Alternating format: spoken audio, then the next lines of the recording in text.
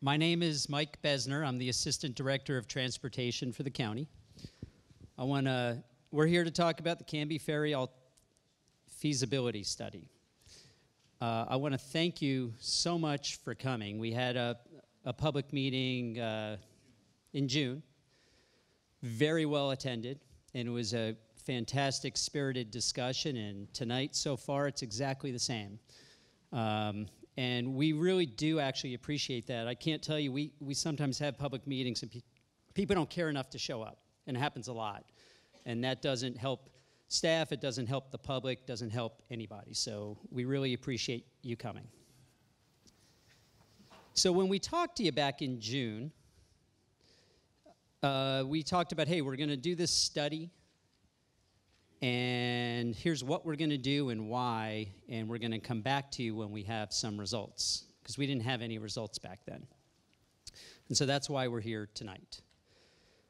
Both at that first meeting and in the subsequent months and tonight already, we've heard concerns, which include increases in traffic, which include people love their ferry and they don't want it to go away, and why in the world would you put in this really big, expensive bridge? And so those are the three main themes, I'd say. I'm sure there's others. And there are some who like it. I don't think they have signs with them, but there are some. But we've heard you, and we're continuing to listen to you. I want to just, again, make it clear that the reason we're looking at this is not to solve a traffic problem. There isn't one where the Canby Ferry is. We're not looking to solve I-5's traffic problems or I-205's traffic problems or Art Road's traffic problems. That's not why we're here. We are talking about this purely for financial reasons.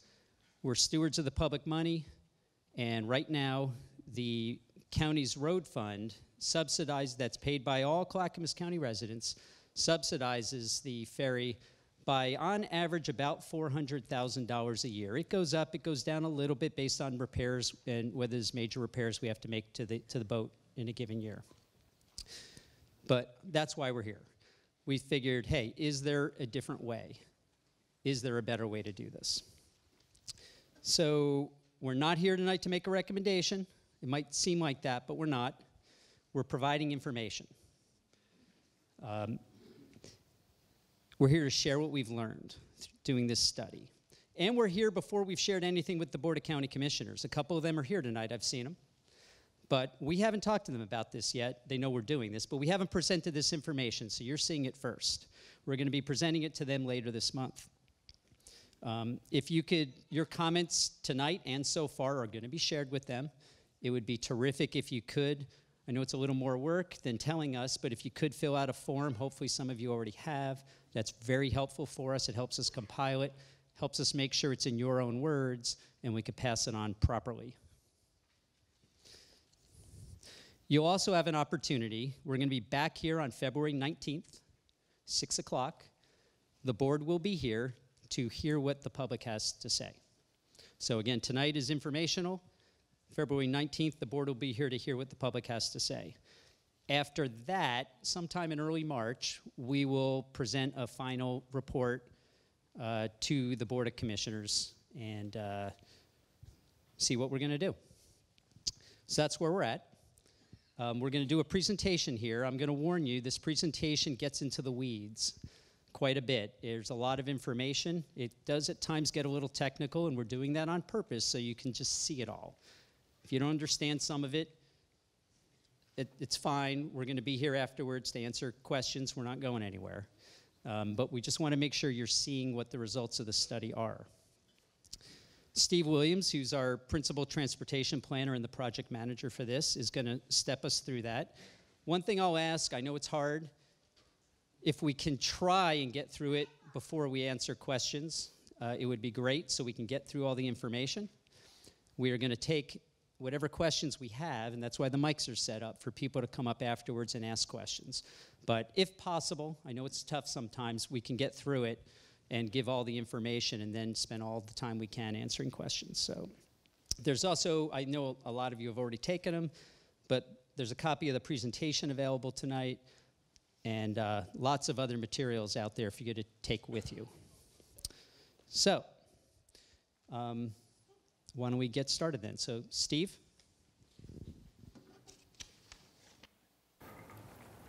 I don't need it. Yeah. Thank you very much, Mike. Good evening. I'm Steve Williams. As Mike mentioned, I am the county's principal transportation planner, and I have been the project manager for this particular project. As Mike mentioned, we got into this because we had a fiscal problem. We were losing, on average, between $400,000 and $500,000 a year. And so we started looking around for solutions. And what we're going to do tonight is present to you 4 possible solutions. And the analysis we did for those, we focused primarily on finances to see if any of them were a better deal than continuing to operate Canby Ferry. And we also looked at traffic because we recognized that traffic was going to be the big question with regard to anything that we did. So, you want to go ahead, Renee? So our agenda for tonight is we're in the presentation now, and you've already been in the public open house, so I think you guys have it all wired at this point. You want to go ahead? So why study the alternatives? Just because we were looking for alternatives to a crossing across the Willamette River. Go ahead, Renee. There were some issues that you raised at the June open house, and that was really the intent of the June open house, was to find out what you thought the issues were going to be. And so we heard about, your concerns about traffic, environmental impacts, cost, changes to the community, character of both Canby and the areas along Mountain Road and north of the Willamette River. We've also had people talk to us about the benefit of improved access to the Portland area, shorter commute times, and improved access generally in the way it corresponds to economic development. Throughout, you'll find that we're looking at a 25-year time frame. And the reason that we're looking at that time frame is to create sort of an apples-to-apples comparison across all of our alternatives so that we are, in all cases, looking at a 25-year cost for each of the alternatives. In the finances, we've assumed inflation through the course of that 25-year period will apply to both revenues as well as costs. So we looked at 4 major alternatives. One was just continue operating the ferry. The second was to stop operating the ferry. The third was to build what we called a publicly funded bridge at Canby Ferry. And the fourth was to build a toll-funded bridge at Canby Ferry. So alternative 1 is to continue operating the ferry. So we looked at extending the current ferry service to 2049, and we looked at basically the same level of traffic that we have now, which is about 45 to 50,000 vehicles per year based on the historic data we have. And we also looked at continuing the current toll rate, which is $5 now, and we just applied the inflation rate to that so that it remained consistent with all our other alternatives. We looked for grants that might be available. We found that there's some available for overhauls and major repairs, but there are none that we can find that support annual operations. And finally, we looked around to see if there were other organizations interested in operating the ferry. That was something that people asked us a number of times in June, and the answer to that was no. Generally, they see the books for the ferry and decide that it's probably not their cup of tea. So go ahead, Renee. So what we found was that over the course of that 25-year period, we're expecting to make just short of $5 million in revenue. We expect to have about $15.8 million in costs for operations and personnel, about $3.071 million cost for maintenance on the ferry itself and on the facilities, And also at about 2035, somewhere between 2030 and 2035, we are expecting that we will need to replace the ferry itself at a cost of about $2.5 million for a total negative revenue of $16.4 million. So that was our first alternative. That's what it will cost us over the course of 25 years to continue operating the ferry. Our second alternative was to stop our operation of the ferry. And what we said, just to be consistent, is that we would stop in 2025. That will really be up to the board, but for the course of this analysis, that's what we looked at. We would not need to replace the ferry, but we would have to do some work in terms of decommissioning the existing ferry, removing some of the facilities, making some changes to signs. We also have a grant that we received in 2011-2012 for an overhaul of the ferry that runs through about 2031. And we would anticipate Federal Highway Administration will ask us to repay that on a proportional basis. So if it runs to 2031, we shut down in 2025, that means we'll have 6 years to repay.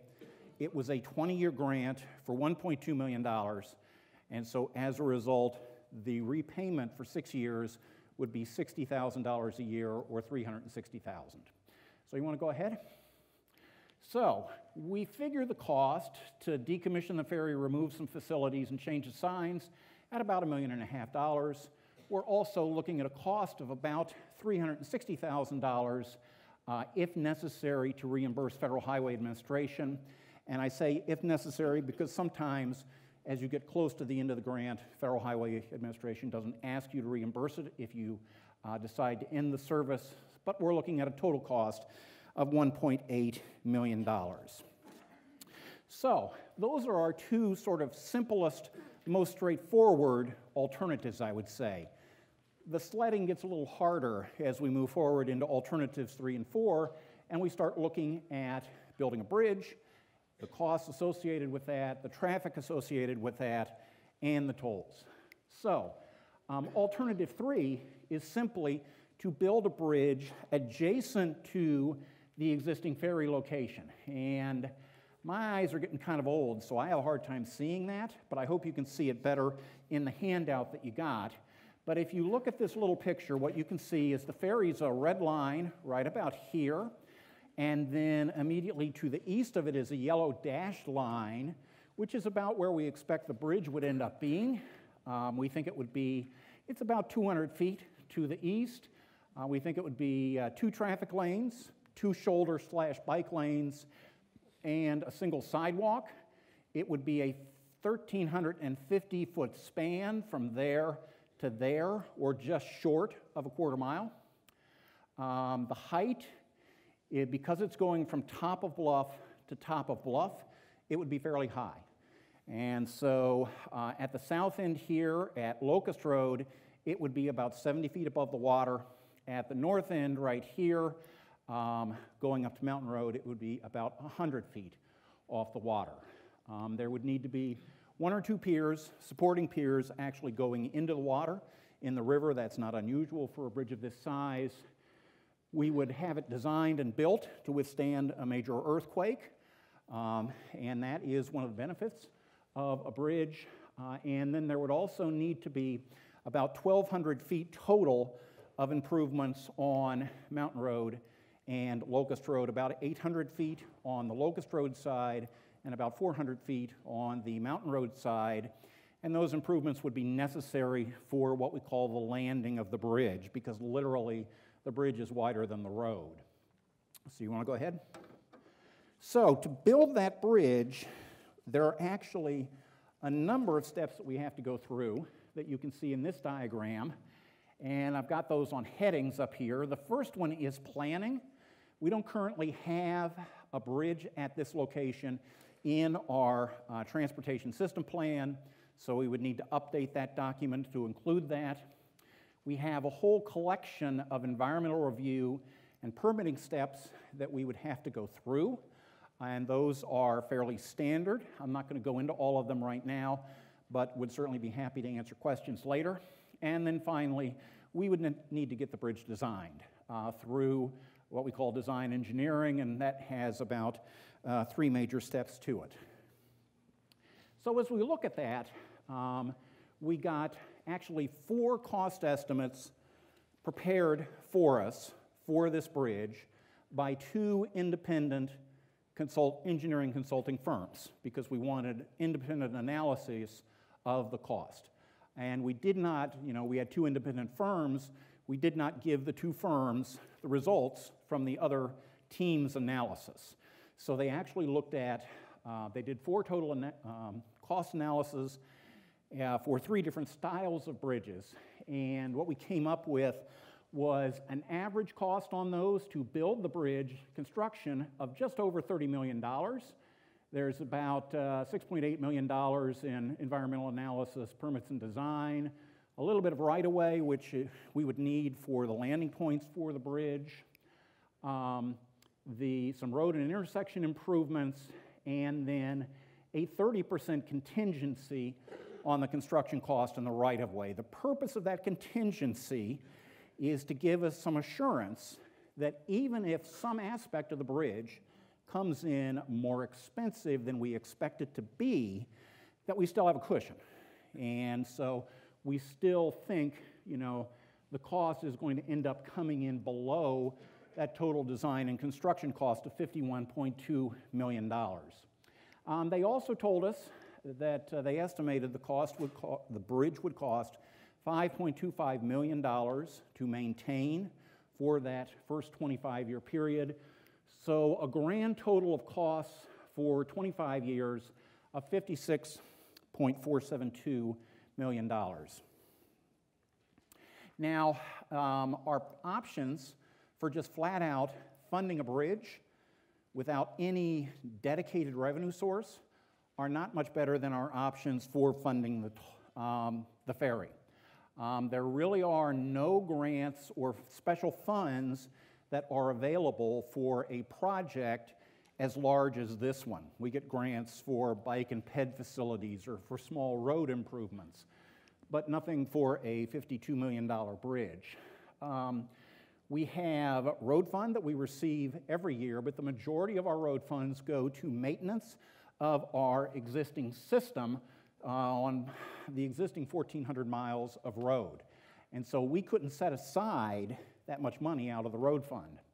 And so the third alternative, and this is how we ended up looking at it, is bonding and tolls. The toll revenue, the bridge is actually paid for through bonding. The toll revenue is used to pay off the bonds. One of the nice things about this type of approach to funding a bridge is that only those that use the facility pay for it. So for instance, if you're one of the many people who has told me that they don't care if there's a bridge, they'll never use it, all I have to say is, that's great. You won't end up paying for it if a bridge were built up there.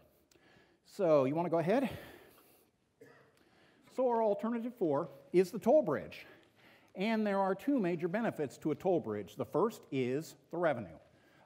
Obviously, we need the revenue if we're going to do a bridge of that kind of expense. The other benefit that most people don't realize is that tolls act to help us manage traffic. And the reason for that is really simple. People don't like paying tolls. And so they will only pay tolls when they're in a scenario where the improvement they get in their travel time is more valuable to them than whatever the toll is going to be.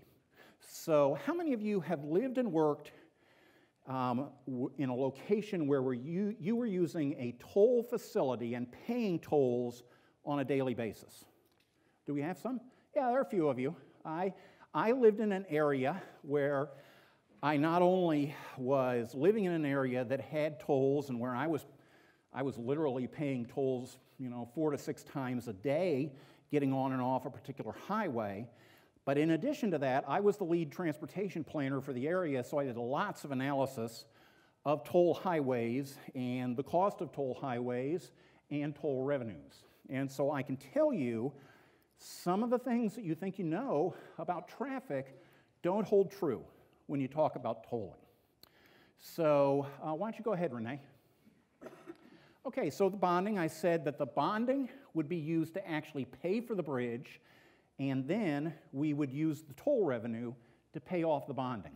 We looked at 12 different bonding alternatives.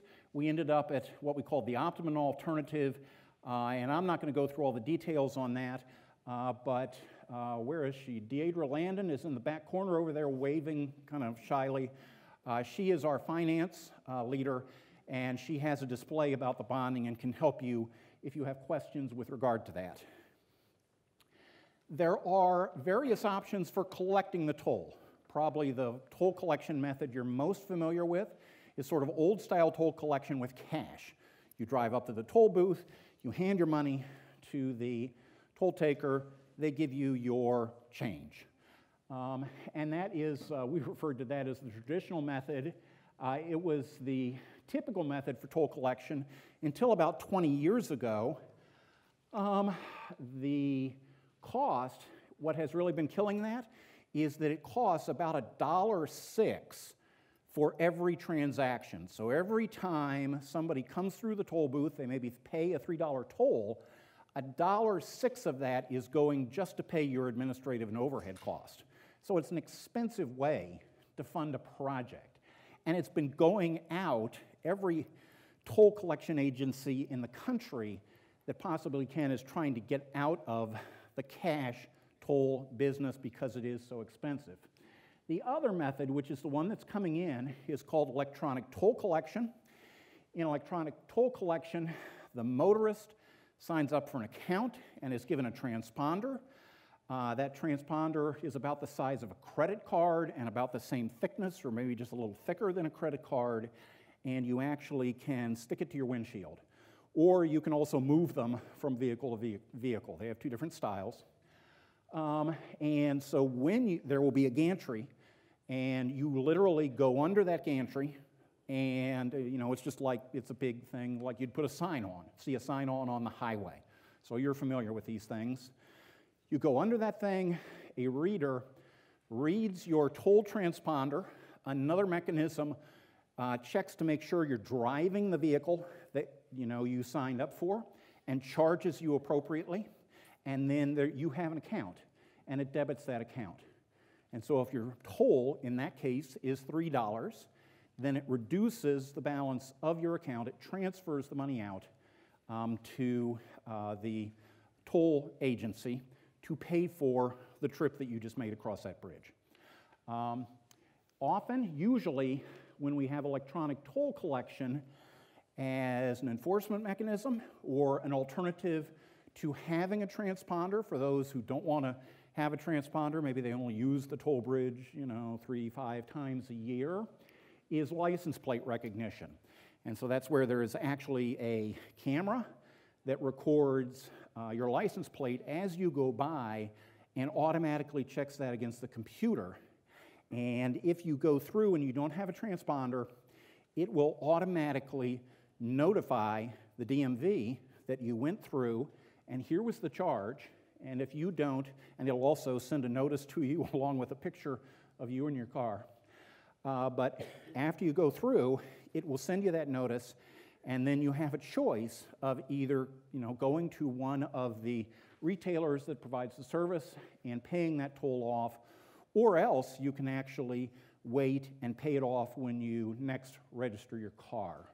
So those are two options. I already kind of went through these principles. I'll go through them very quickly once again. People don't like to pay tolls. When a road connection is added, and I don't think I mentioned this last time, when a road connection is added, people shift the routes that they use to go from one place to another.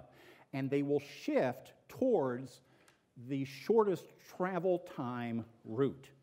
And in this case, that bridge becomes the shortest travel time route for certain types of trips.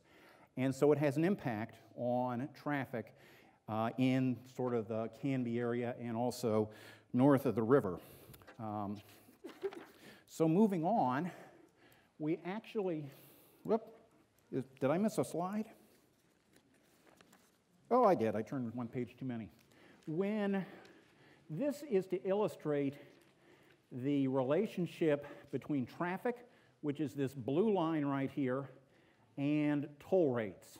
So as you can see, at 0 toll, we expect the traffic across that bridge would be at about 16,000 vehicles per day.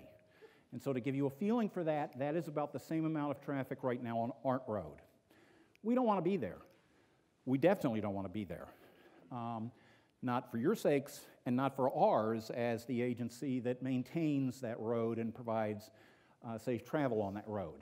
And so what you can see is that as you start increasing the toll, the use of the toll facility, the traffic volume goes down. So at 50 cents, it drops from 16,000 all the way down here to below 12, about 11,000, somewhere between 11 and 12. When it gets to $1, it is actually dropped below 10,000. When it gets to $2, it is actually dropped down to here, just at about 4,000.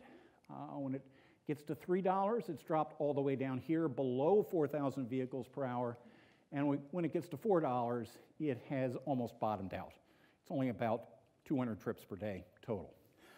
So the reason I wanted to show you this is that it really helps, I think, to understand the way we use tolls to manage the traffic. Okay, so when we looked at the tolls and the traffic, we looked at 3 different traffic scenarios. We looked at what we called a low traffic scenario, which was only 2,000 vehicles per day. If you wanted to compare that to something you know, I mean, when we do these presentations, the hardest part of it is that you, the people I'm speaking to, probably aren't real familiar with traffic counts or the traffic volumes on any roads you know. What you know is that there's a lot of traffic on 99E in the center of Canby, and then not much traffic on Mountain Road. But what the counts are, you don't really know. So just to kind of get a feeling for it, I-5 across the Boone Bridge has a traffic volume of about 100,000 vehicles per day. So that's kind of your high number there. 99E, just east of Ivy Street in downtown Canby, has a volume just over 25,000 vehicles per day. Okay? I already mentioned Arndt Road, just east of Airport Road, has a volume of about 16,000 vehicles per day. And another good example is Barlow Road, just south of 99E, has a traffic volume of about 7,000 vehicles per day. The best road I could find to compare, for instance, Mountain, Holly Street, to in terms of the amount of traffic we would have if we built that toll bridge at about 2,000 vehicles per day is Lone Elder Road down here south of town. So if you want to see what 2,000 to up to about 3,000 vehicles per day looks like, go down and stop somewhere along Lone Elder Road and look at the traffic. And safely, I don't want to endorse people stopping on the side no, of the no, road. don't stop on the side of the road. No, I'm not. Yeah, if our lead traffic safety guy was here, he would come and bludgeon me. So Mike was actually really nice about how he handled that. But yeah, stop. There's a church down there. Stop in the church parking lot, and then watch the traffic go by. And what you'll see is 2,000 vehicles per day sounds like a big number, but in reality, it is a very low number. So you can see the toll range we would have to charge to keep traffic within that low scenario. We would have a toll that would go from $1.50 up to $3.50 per hour, depending upon the time of day. We would have it up at $3.50 during what we call the peak hours, 6 to 9 in the morning, and 3 to 6 in the afternoon when most of the traffic is on the road, a lower level in the midday from 9 to 3, and an even lower level than that overnight and in the evening. Moderate traffic is a little bit higher. It's 3,000 vehicles per day with a max of about 300 per hour. In that case, we're looking at a range on the tolls of $1.25 up to $3. And then finally, we looked at a high traffic scenario, which is still not as high as many other areas in the Canby, many other roads in the Canby area, but it's at about 6,000 vehicles per day or a max of about 600 per hour. And in that case, we were looking at $1.25 up to $2. Okay, you want to go ahead? Are these numbers assuming that the 205 toll has already gone in? It assumes that the improvements have been made on 205. We don't think there will be much of a... Oh, I'm sorry. She asked if this assumes if the 205 tolls will already have gone in. And my answer to that is it assumes the widening on 205, the third lane in each direction, has gone in, but not the tolls, frankly, because ODOT has not finished their analysis, and so they couldn't give us any answers on that. It's something we're going to watch closely.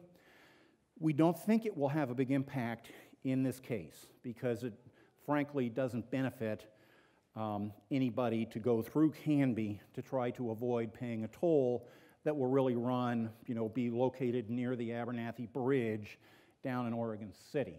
But it is something we're going to look closely at as we see that data. So what we see then is those toll rates. You can see the rates we're looking at for each of the time periods, for each of those different scenarios I just identified. Annual revenue, so in 2027, which is our sort of beginning year that we modeled, at the low scenario, 2,000 cars per day, we're looking at $3.6 million, up to about $5.4 million in 25 years. For the moderate, about $4.1 million, up to about $6.2 million, and then the high is $4.9 million, up to about $7.4 million. And as I noted earlier, both the tolls and the costs and the revenues would all be increased for inflation as we go down through the analysis. So, traffic analysis principles.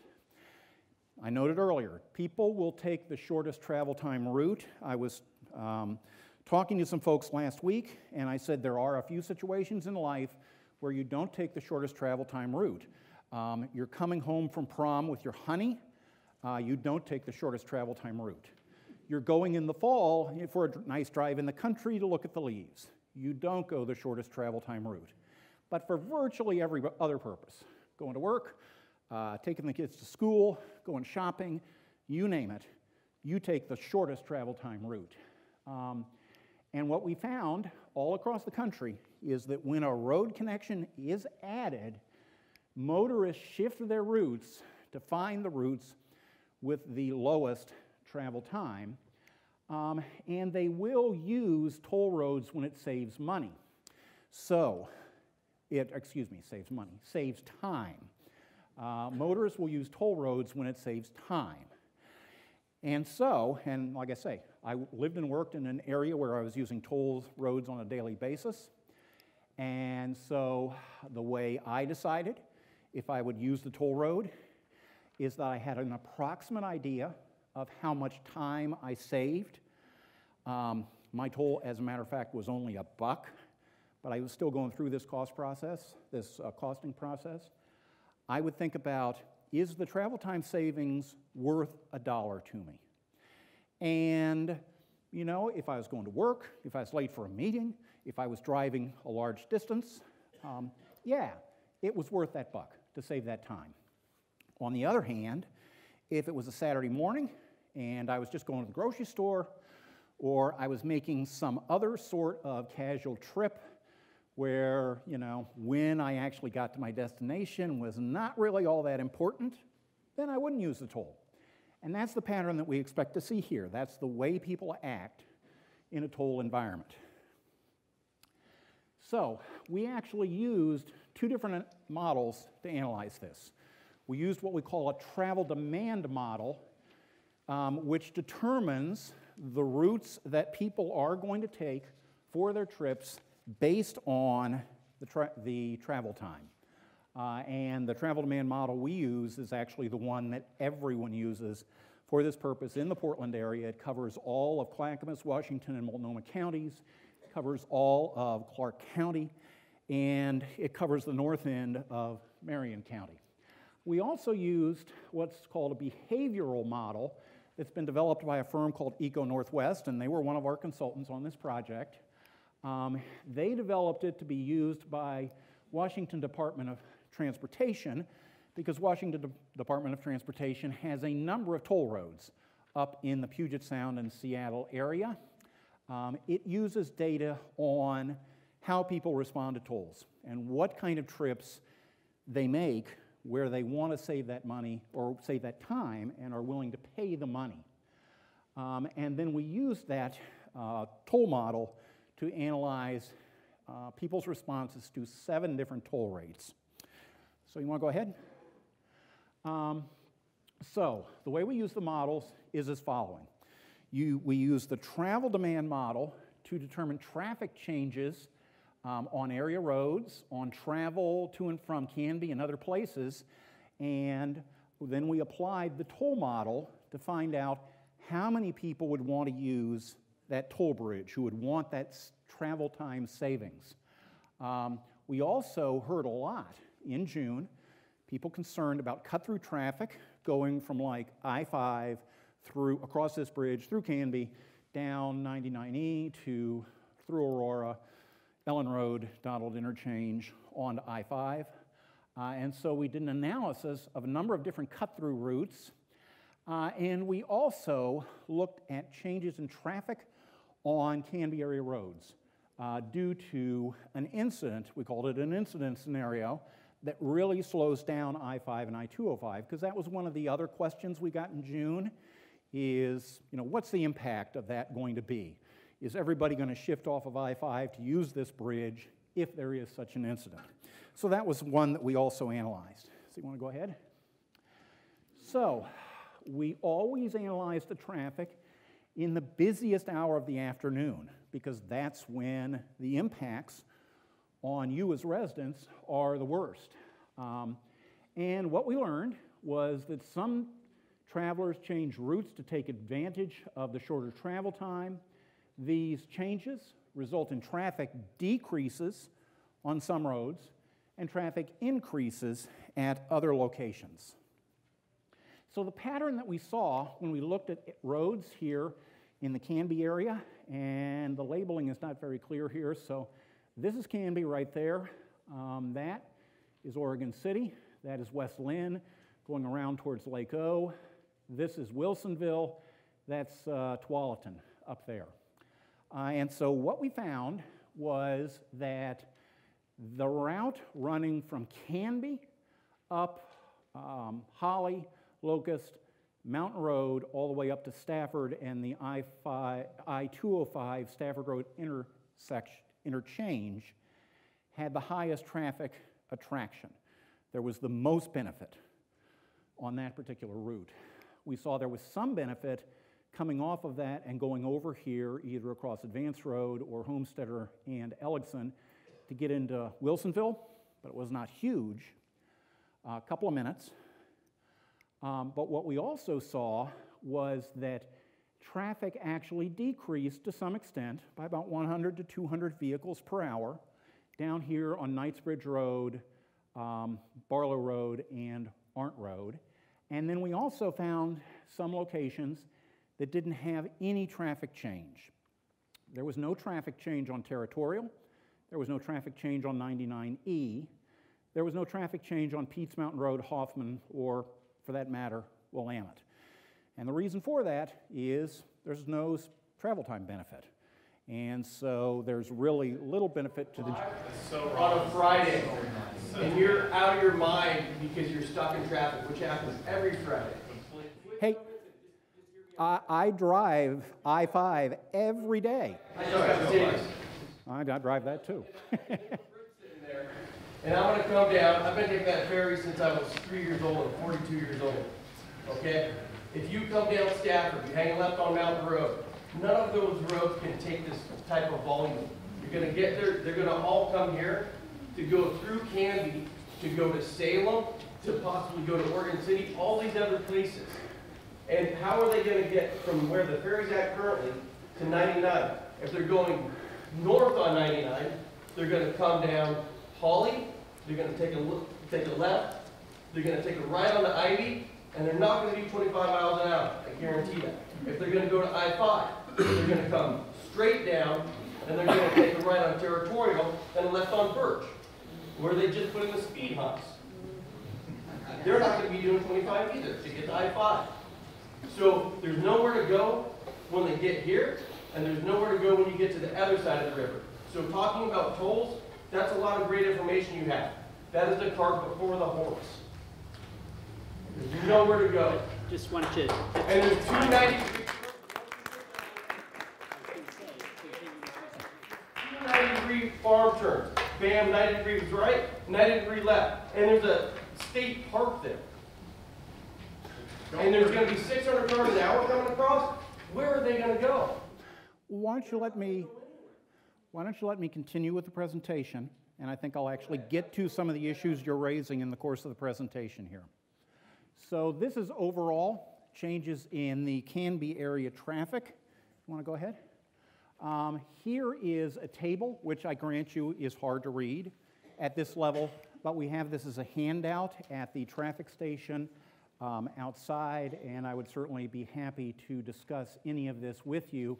But what this shows is the current traffic counts in 2018 on all of these different roads, and then the change that would occur for each of those toll scenarios: low traffic, moderate traffic, and high traffic. We shaded the high traffic because we analyzed that, but we thought it was an unacceptable level of traffic.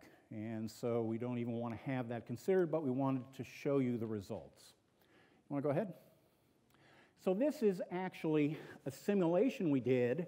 This is the amount of traffic we expect to see on Mountain Road south of Hoffman, on North Holly Street north of Territorial, and on that segment of Locust.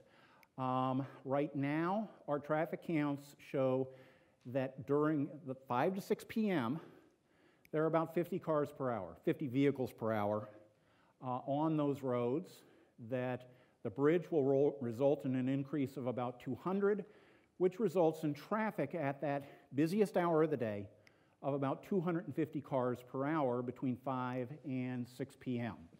And so this is structured so that it is showing you the amount of traffic that would occur at 250 vehicles per hour, which is basically 4 vehicles per minute. It has been set up so they arrive randomly.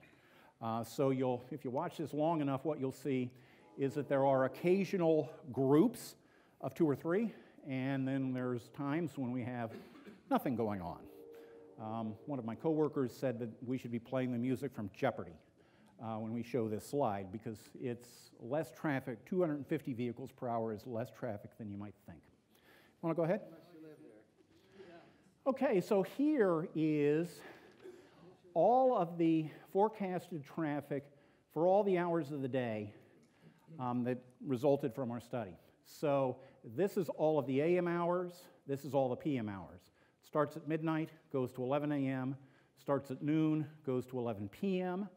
Here's the toll rates, and here's the number of vehicles per hour that we're forecasting. This is on the bridge, but it's basically the same volume you would expect to see on Holly Street, Locust Street, and Mountain Road. Is this bridge carrying commercial traffic? Excuse me? Will this bridge carry commercial traffic? The question I got is, will it carry commercial traffic?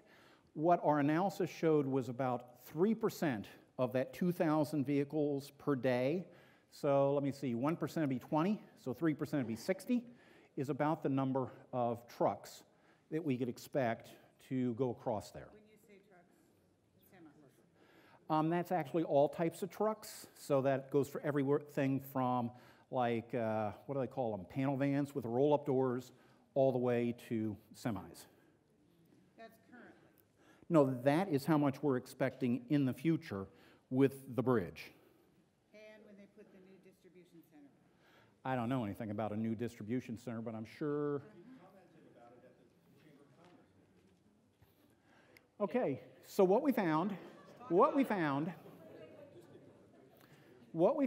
is that using the bridge increases travel time by 5 or more minutes to places like Oregon City, West Lynn, Gladstone, and Happy Valley. 99E continues to be the route with the shortest travel time to get to most of those destinations. Using the bridge decreases the travel time by up to 2 minutes when traveling to Wilsonville locations. And using the bridge decreases travel time by more than 10 minutes when going north of Wilsonville along I-5 to places like Tualatin, Tigard, Beaverton, Hillsborough, etc. We also looked at cut-through routes, and we looked at 6 different cut-through routes that I have identified here as A, B, C, D, E, and F. Everything from Wilsonville Road up here to Advance and then down across the Ferry Bridge, Elligson Road to Homesteader. This would be 65th up in Tualatin coming down. This would be Stafford and Mountain.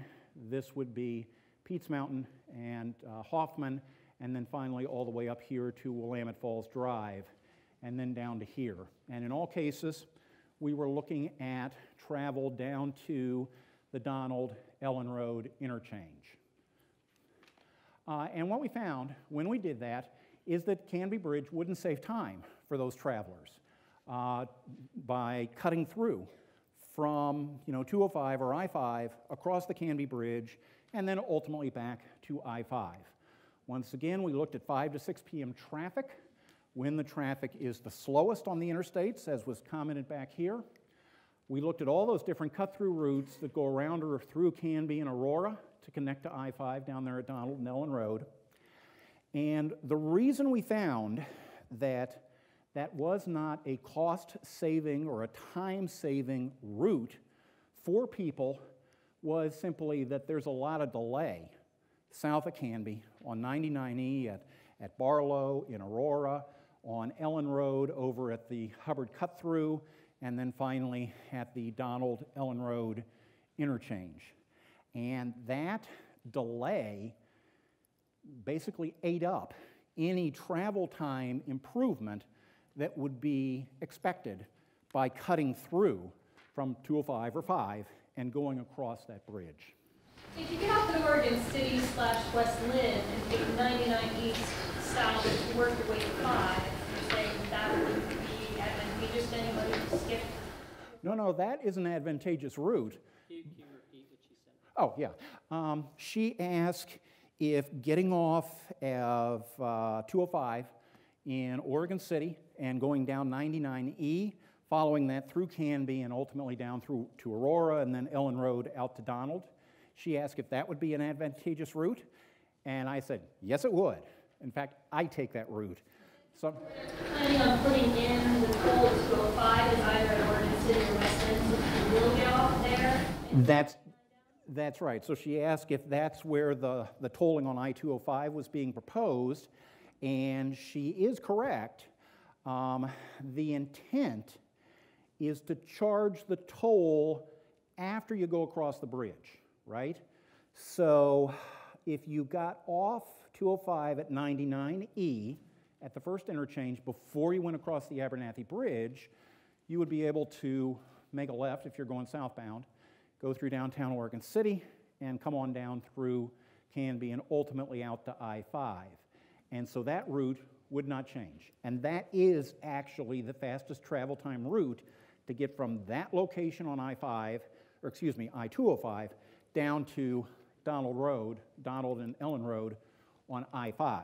So no matter what happens with the bridge or the ferry, we're going to see a considerable amount of increase in this area.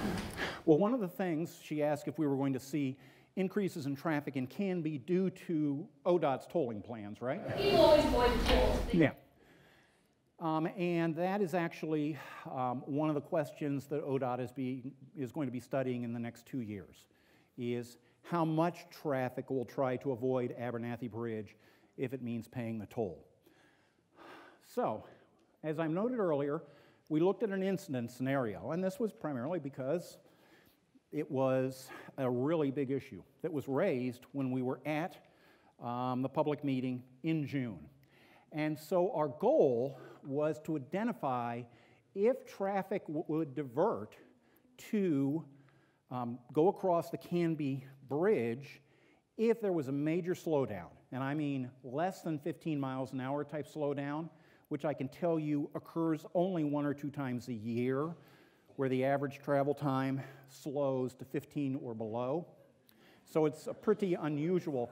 What happens, we did a very thorough study of travel time on I-5 and on I-205, and I can tell you the pattern. The pattern is that it's stop and go, right? So you stop, you sit there for who knows how long, a minute, 2, it seems like forever, and then it moves. And when it moves, you might get up to 20, 25, somewhere in that range, and then it stops again. And so then you sit. The average, when it does that, is still above 15. This incident scenario is for a situation, for instance, where you have a major crash that literally stops the road. And this is where you see the traffic just not moving at all.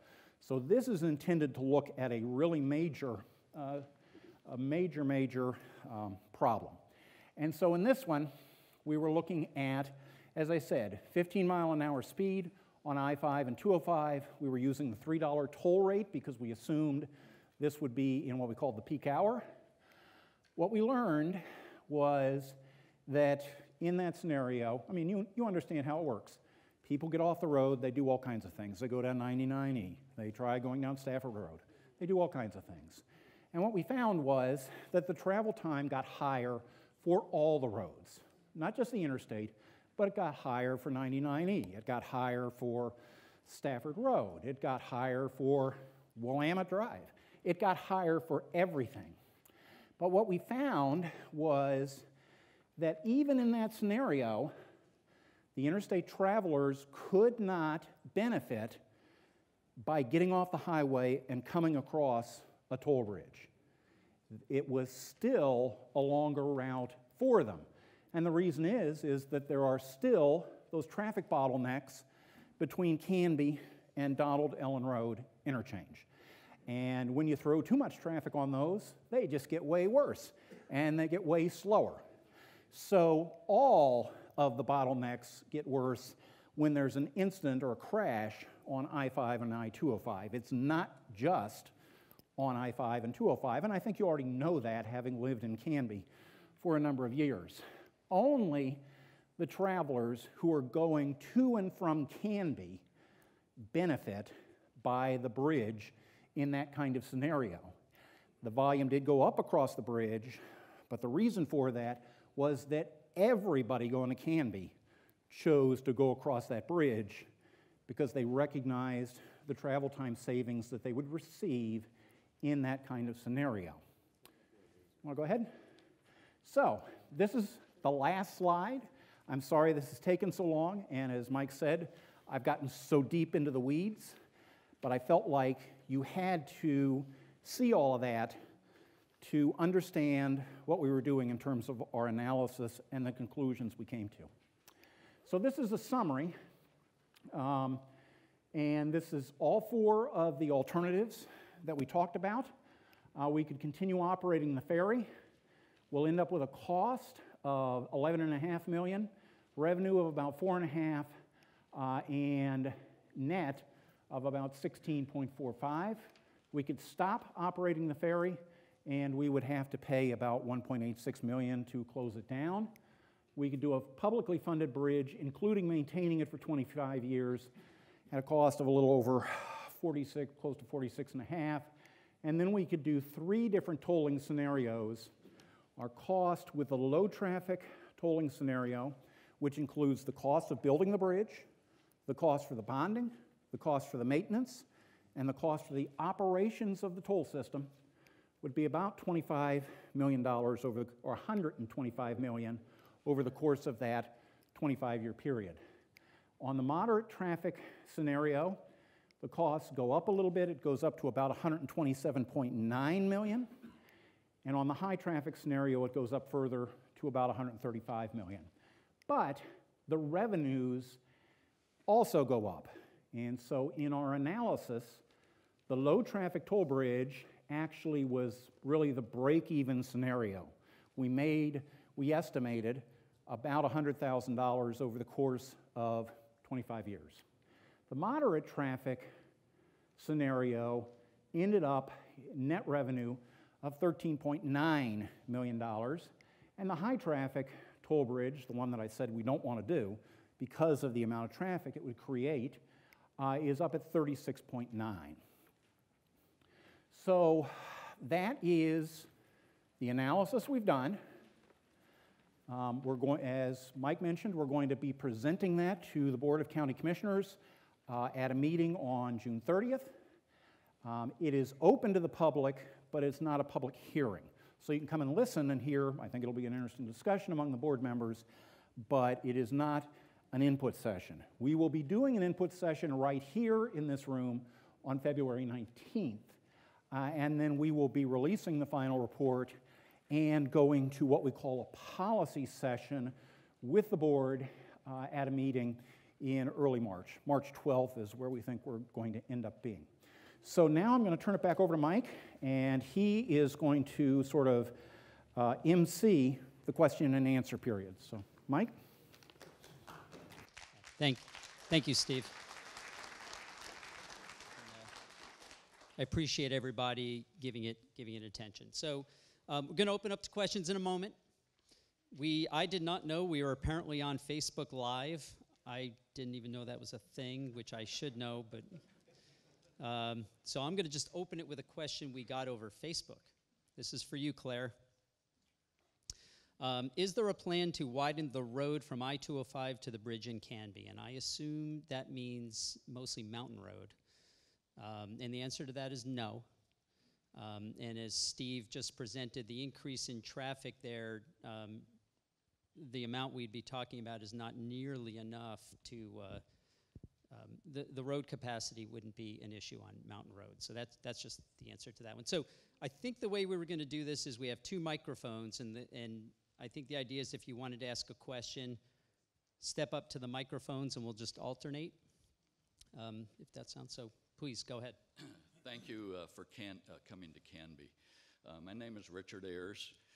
I served for 6 years on the Clackamas County Planning Commission. I served for 2 years as chair when we implemented Senate Bill 100. All of your presentation this evening has been about traffic, but my question, buried in my comments, is have you considered complying with Senate Bill 100, which was put in place to stop urban sprawl or to slow urban sprawl? If you put a bridge into this location, you're bringing the traffic into Locust that you show on the map that is currently farmland. Holly Street dead ends basically at Territorial, because if you're going to any place other than downtown Waite Park, you're going to go down to the stupid speed bump street on Birch, or you're going to go up to Redwood or Territorial to Highway 99. So the impacts is going to make more growth in this community faster because people will pay that $1, $2 toll to bypass the Boone Bridge. So have you considered the land use implications of this decision? Thank you. Yeah, thank you. So I am not a land use expert, and I'm not going to try to be one. I'm not familiar with Senate Bill 100. So we're going to take that. 1976, thank you. I definitely wouldn't know. So we're going to make a note of that and take a look at it. Yep. So as we were talking about earlier at the tables, can somebody explain to me how we're even looking at this project when the annual revenue will not even cover the debt service? Yes, thank you. What was your name? Scott. Scott, thank you. I need your help here, Steve. Scott pointed out to me at the table how in the table we have, it shows that under the low traffic, the annual revenue in 2027 was not enough to cover what the poster next to it showed as the bonding cost. So are we showing, was that just 2027 and on the average over the 25 years it was enough? Or do we have an error, peek behind the curtain here? I mean, And none of the scenarios will cover debt service. Well, actually, Oh, you have am I on? Okay, great, thank you. They all cover debt service. What page are you on so I can look at the same table with you, Scott? Well, I'm looking at 11 for your annual revenue, and I'm looking at the finance bond sheet that you have out. 11. It's the posters out. Yeah, I understand. So, Slide up on the, can we put that slide up? yeah, go to slide 21, Renee. There you go. Okay, so what you see here is annual revenue in 2027, which is our lowest year, is 4.9 million. And annual revenue And that would be corrected high scenario. in 2049, Which oh, we're I'm trying to sorry. limit, right? We're Yeah, look at the low scenario, it's 3.6 million Yeah. in 2027 and 5.4 million. As it so happens, our cost for debt service, for maintenance, for operations of the toll system, and for all of our other costs is slightly below, I would call it 3.5 million in the first year, and it's actually, it's higher than that in the last year, but it's still in the range of about 5 million. This is only the sort of the beginning and the ending year. What this doesn't show is the total. If you look, It also doesn't show, and this all looks like gross income. This has no reduction to end costs, no long-term maintenance, no. this incorporates the total debt service, principal and interest both, as well as the bonding costs. It incorporates maintenance. It incorporates the operation of the tolling system. And so it does incorporate all of our costs. Could you go to slide 34, please? On page 17, slide 34 shows our total costs for each of those traffic scenarios, and that's for the 25-year period, and that includes everything: principal, interest, operations, maintenance. At 125.15, the revenue is slightly above that, 125.25, so we're net revenue of $100,000. You're not looking at any scenarios going on. This is all just realistic, non-realistics. Question, has anybody thought if we're spending this amount of money, maybe we should move the bridge or look at an area that will actually help commuters? And instead of having to worry about deterring traffic, we can actually increase traffic so we can create more tolls that can then debt service, which this is showing it won't. So, Other options that will actually do something to help us instead of worrying about bringing it down so it won't help us. so that's a good question. Mine's not on? Oh, the question was, could we put the bridge in a better location which would actually do some good with congestion relief? Am I summarizing it well? Not just that, if we're spending county money, why don't we use the money wisely? Instead of all of us talking about how to deter traffic, let's increase traffic, and let's get the tolls so that it will actually debt service, which your sheets still, I'm sorry, do not show that it will debt service. Well, the issue in a different location, we actually can't do a different bridge in that area because north, and correct me if I'm wrong, but north of the river is a reserve area, which under state planning rules, we can't do a new transportation project in there. We could not get a state planning goal exception to do it. So if we're going to do a bridge in that swath, that location in general, it has to go where the current crossing is. The county is considerably larger than just that swath. Let's place it in an area that's not residential, that we don't have to worry about these issues, increase the traffic flow, remove the congestion on I-5, 205, and then debt service it correctly. In that there's just not another location between, I don't believe, between I-5 and Oregon City where we could do it. So if there's not a good location to debt service, and this one doesn't debt service, doesn't it say there should be a moot point? So I appreciate it. Steve had said it does. Do you want me to address the rural reserve issue some more, or? Is there more to address? I I think I understand the point. Thank you. My name's Larry Vargas, and I just had some questions concerning the numbers that I'm seeing. You talk about the construction of the bridge being somewhere in the neighborhood of $56 million. I want to know, why is that different from the $107 million that was mentioned at the Chamber of Commerce? You're basing these figures off of 56 and not 107, so already the numbers are skewed. So, and then looking at your slide number 19, you're talking about the revenue that's generated by the tolls, and that's a good thing. You're going to be getting toll revenue, but you also show that the rate of traffic as the toll increases, the rate of traffic is going to go down. So essentially, you're shooting off your foot by raising the tolls, and you're not going to have anybody taking this bridge. So we're spending all this money on a bridge that nobody's going to take. And then, hey, can I, before I forget them all? So the first question was about 107 million versus 50. So the cost of a brand new bridge in today's dollars was, I think, 52 million. There was some added for other expenses. If we bond it, which we don't have $52 million. If we bond it, and when you include interest, the cost is the $107 million. And so that's where that number came from. And this analysis is based on 107 million, not the 50. And you're correct, and that's what we're talking about here. Is we're not trying to solve a traffic problem. We're trying to find a balance. We're seeing, is it feasible to find a balance between raising enough money to pay off that bond so that the county's road fund isn't paying anything, and it also have it be high enough so that we're not inundating all of the other roads in the area with too much traffic. And that's what we're trying to do.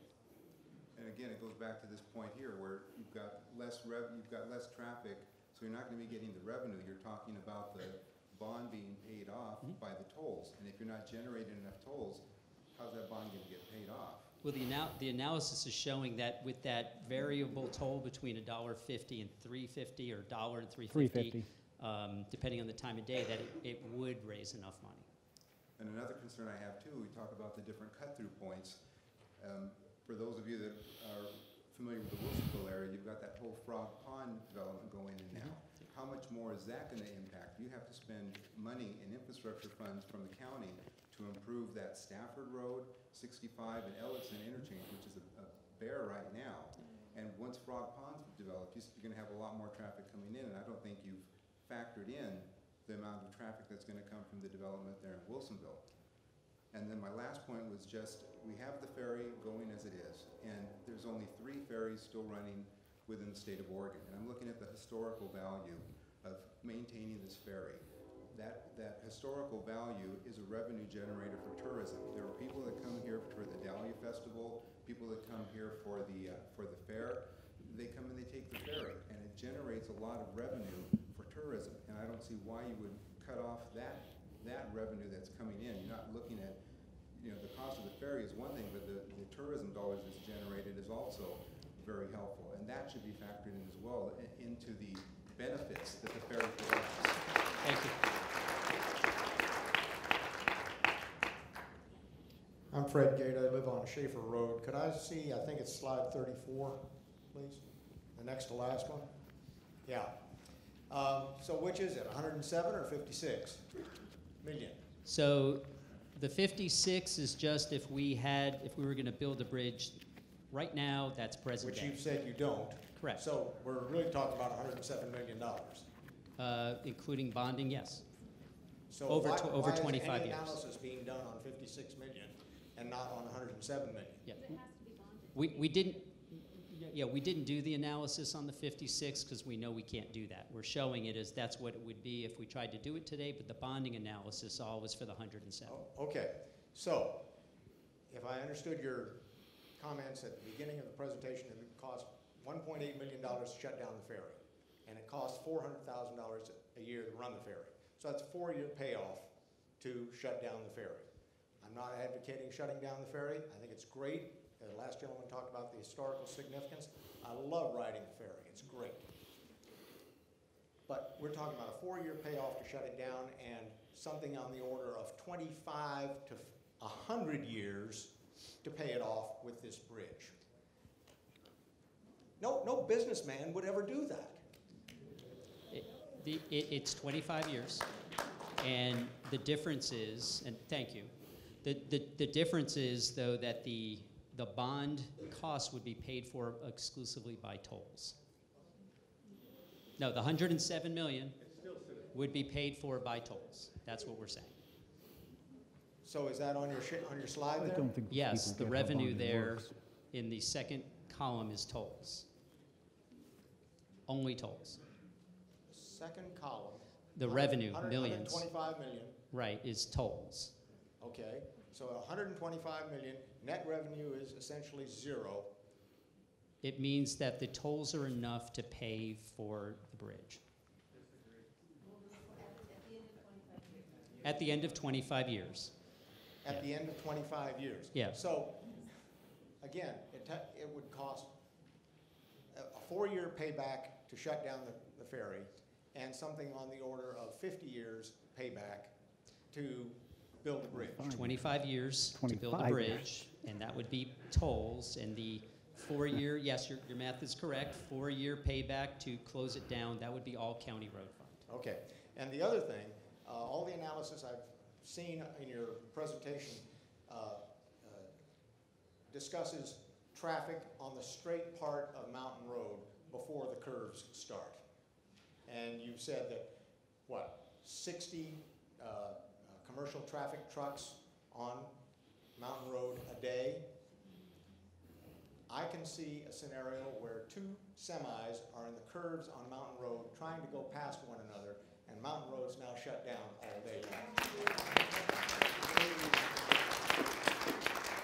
And then people will try to go take a right and go even through even sharper turns and shut down Pete's Mountain Road. There's going to be no exit from the bridge when that happens, and it's going to back up on the other side and back into Canby, and you're going to have to get major, large tow trucks out there to extricate these things. It's going to be, you talk about a major incident on I-5, you've got a major incident there in the Pete's Mountain area, and the traffic will stop. Thank you. Hi, I'm Jenny Driscoll. I live here in Canby. To me, the big thing is, what do we want to do with the ferry, and then do we really want to look at a bridge? And obviously this gets lumped together in a conversation about if we do retire the ferry, what do we do about the bridge? But my biggest concern is because we're still waiting to find out exactly where and how much the toll is going to be on 205, and we know there's going to be a lot of traffic diverted between Oregon City and approximately like the Donald area, with people going back and forth on 99 to avoid the tolls. That's going to have a really significant impact on life in Canby regardless. And I feel like it's way more prudent to give a little bit of time to see how that shakes out, see what the traffic volume really is, and if this bridge is going to be helpful down the road as Wilsonville continues to grow, as we continue to grow, and we see that shift in traffic, rather than trying to address it right now when there isn't a strong need for it from a traffic perspective. And it is an expensive thing, and it's one of those things, if we're going to do it, we need to do it right, and we need to really look at that location and say, is that the right location where it would help? Because a fear for me is, if you come off of the bridge coming into Canby and you wind your way on Holly instead of winding your way close to Territorial, then you're coming down by my house. And I really don't want to see my quality of life, the town that I love, the safety of our kids, anything to be compromised by that influx in traffic and the backups of traffic of people trying to get off of 99, cross the railroad tracks, which we have lots of train traffic in any time of day, and then be making their way to and from the bridge. So for me, I don't really see a benefit to the bridge at this moment in time. I feel like we would all be better off if we wait a little bit longer to really look deep at that. And I appreciate the time and the energy you've put into this, so I don't want to be cutting that down in any way, shape, or form, but I do feel like this would serve the community better to really look at it like 5 years from now, as opposed to trying to make a decision right now. Thank you. Thank you.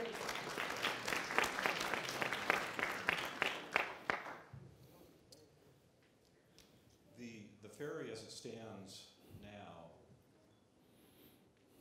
is self-limiting as far as traffic goes.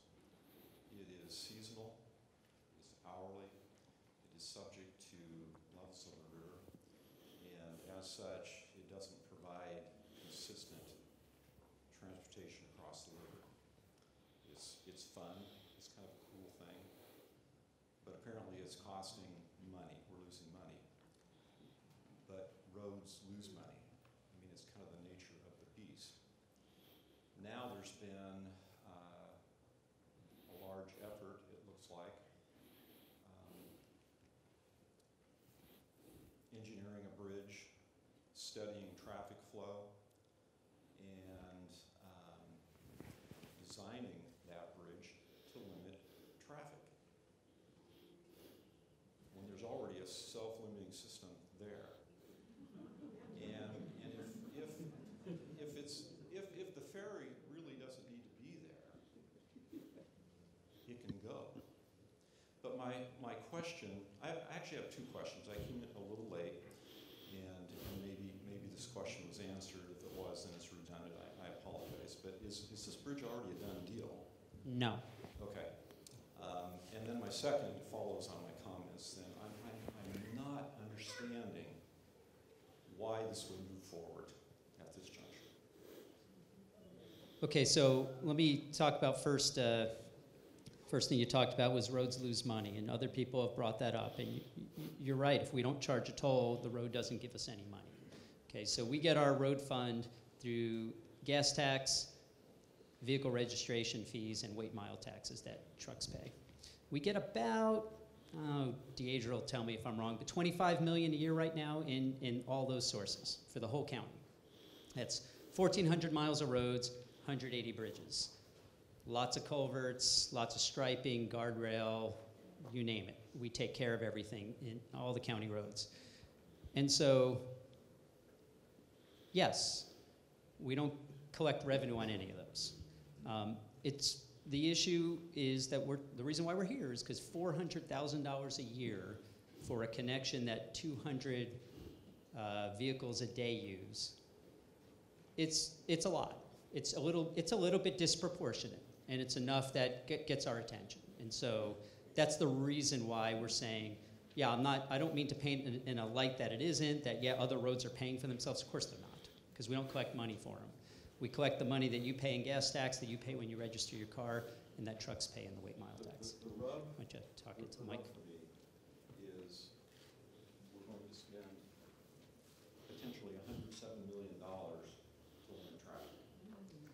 I totally understand the point. And again, you made a really good point. A lot of people clapped, and rightfully so. It's a good point that we're spending all this to limit traffic when we have a self-limiting ferry already. And again, it's a matter of how the money's getting paid, and it's the reason why we're here. It's either we keep funding $400,000 in road fund, or it's user fees pay 100% of it. But you make good points. Hi, Sharon Weaver. I live here in Canby as well. First, thank you very much for all the details. Great to have all this information. I have two questions. The first was around the maintenance costs. Are the costs, if I understand it right, there's going to be a 10x basically a 10x increase in traffic if you use the low usage model. That's correct, right? 200 to 2,000. 2,000 is right. So 10x. So, but none of the for cost a day. For a day. Impacted on the roads. So the maintenance here is just the maintenance of the bridge, not any of the roads that would have additional usage or have to be improved in order to support that. Yeah, it's not, yeah, the road improvements are not major. It is maintenance of the bridge. Bridges are, especially a bridge of that nature, would cost quite a bit to maintain. Okay. And then the other question I had was back on slide 19 where you were talking about the tolls versus the commuters. Yeah. On there, that one, exactly. So was there a study done? Because I take the Canby occasionally, and I noticed the price is like doubled in the last few years. So was there a study on looking at the effect of reducing the toll? Does that put more people, so it's not 200? So basically, if you could triple the traffic across the bridge to 600, you would pay the ferry would pay for itself. Yeah. Well, it used to be lower, and we didn't see that. Okay, I was just wondering. I know that there was that, but so this only applies to roads and not to the ferry. Correct. Okay. Yeah, the ferry, remember, has, what is the delay? 4 or 5 minutes, or it's 7 minutes. It's very different than a bridge that you could just drive. Okay, thank you.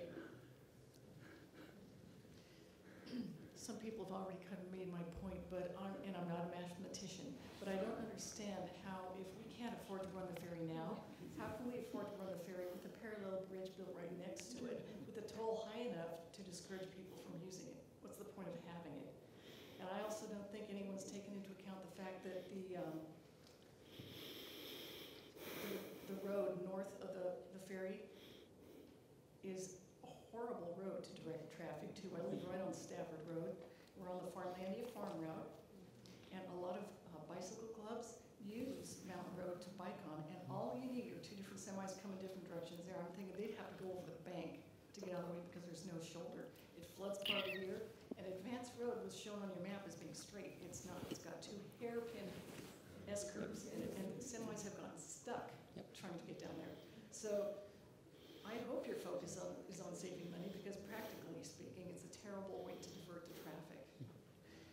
Also, Clackamas County has a credibility problem with me, because this is the county that tried to foist light rail on us about 10 years ago. And it was only a lot of angry citizens that got it turned off. And so it's like the county needs to prove itself that it's really working in my best interest, because it wasn't 10 years ago. Okay. Thank you. Yes, and also we need more enforcement on Stafford Road. There aren't supposed to be semis going down it, but they're using it as a cutoff between I-5 and I-205. We've got semis all day long going down it, and they go right through the neighborhoods in Wilsonville. There's no enforcement of that rule. Okay. Thank you. Jim Frisbee, Canby resident. I've been involved in state and nonprofit issues with regard to preparedness for a major seismic event, and is part of the discussion considering the ferry as a viable and already present alternative crossing of the Willamette River in case of a major seismic event.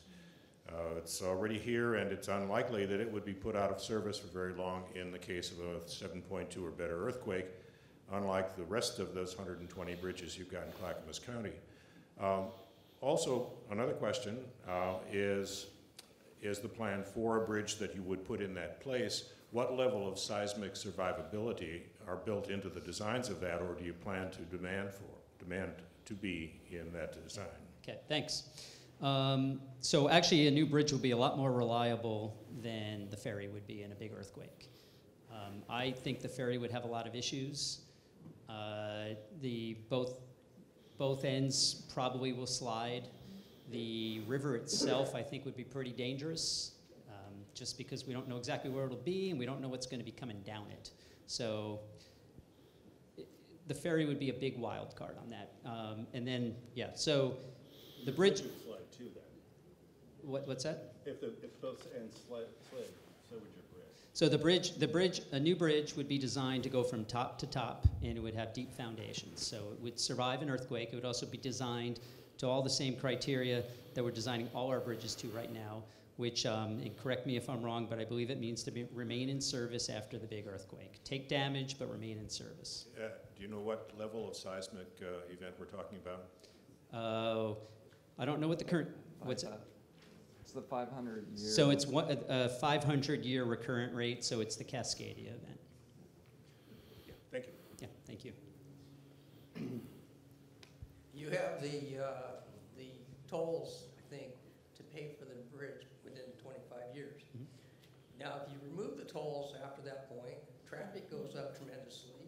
If you keep the tolls, all of a sudden the coffers, the county coffers get filled up real nicely. And I live on Mountain Road, so I get to suffer. So I'm not very happy about that, I guess. That's my comment. That's an excellent point, and I've heard it from some others. I can't sit here and tell you that. Good news, I can promise that after 25 years, the toll will be kept to keep all those traffic, and you bring up a good point. It would be a revenue source.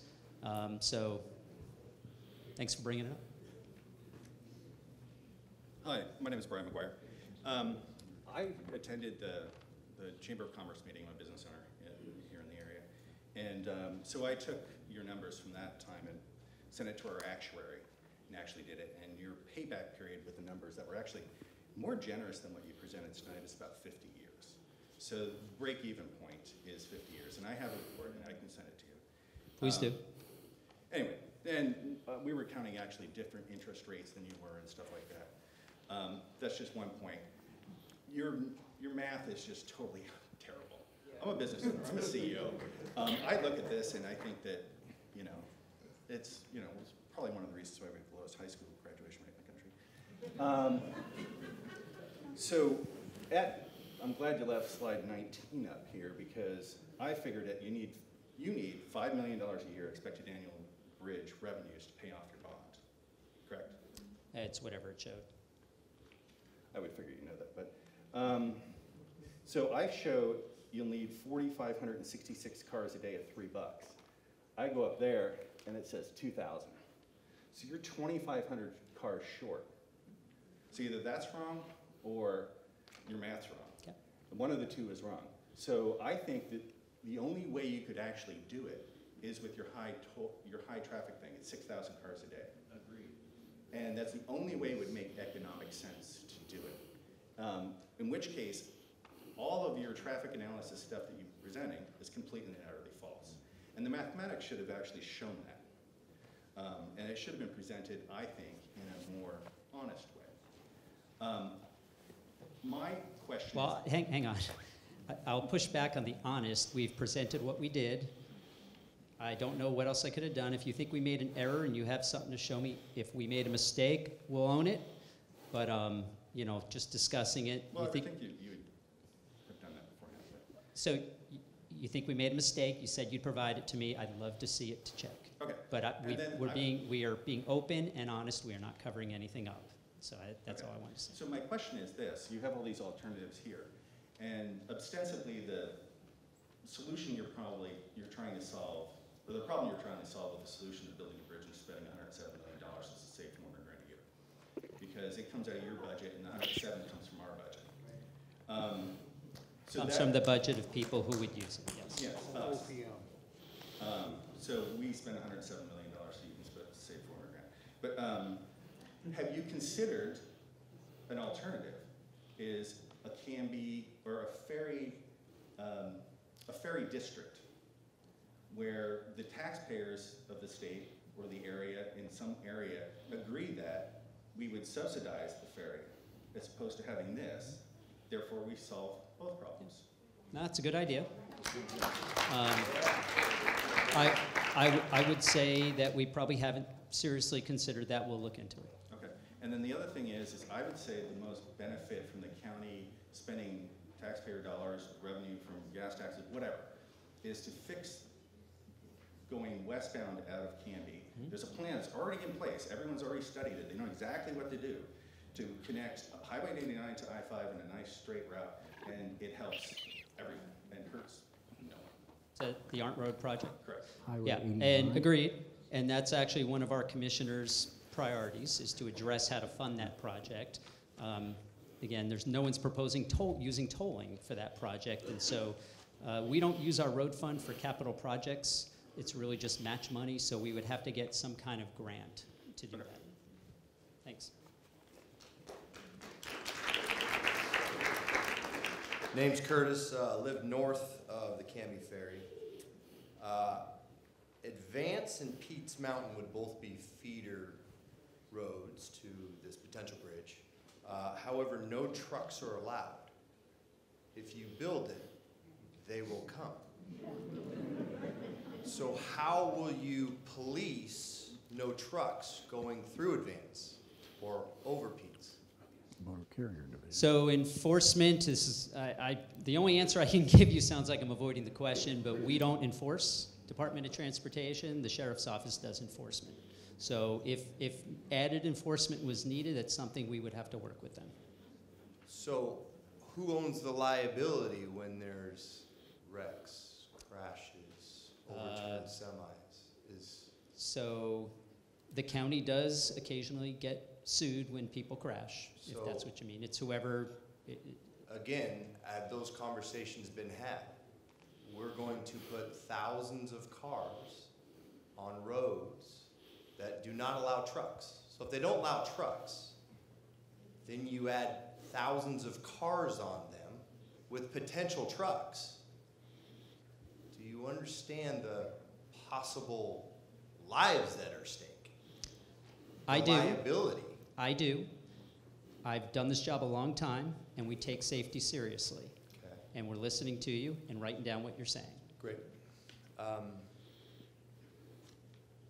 100,000 cars go over the I-5 bridge crossing. That's what Steve said. Is that what you said? Daily. Daily. But an adjacent bridge will only have 3,000. Well, it would be an adjacent, well, it's not exactly adjacent, but it's also tolled. Again, if you build it, they will come.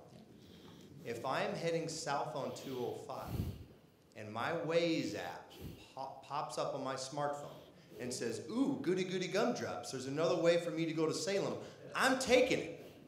I don't care if I gotta pay $2 for convenience. I'm taking it. And again, it's dangerous for me to drive a Suburban up and down the roads that I live on. You add 3,000 cars and now trucks. That is a very dangerous scenario. Point number 2, have you guys even considered the agricultural traffic? There are a lot of farm equipment that go up and down Mountain Road on both sides of the river. So you got now trucks, you got semis, you got panel vans or whatever you want to call them. You got 3,000 to 6,000 cars and a John Deere tractor. That's going. Use the ferry as well. Are they going to be able to go across the bridge? They go a max at 10 miles an hour. How is that going to happen? Appreciate it, thanks. Okay, I'm not done. That's why we're here. Thank you, thank you. I'm still looking for answers, though. Steve, you referenced a feasibility study. Is that available for us? Can you turn me back on, please? These are the draft findings. We are going to be putting together a report that will detail these findings plus all of the backup information, plus the amortization table, wherever Scott's gone to. And we will be publishing that before this item goes to the board on March 12th for a policy session. Okay, so we'll have accessible. It'll be available online? That's right. Before the final, okay. That's right. Great. That's all I got. Thank you so much.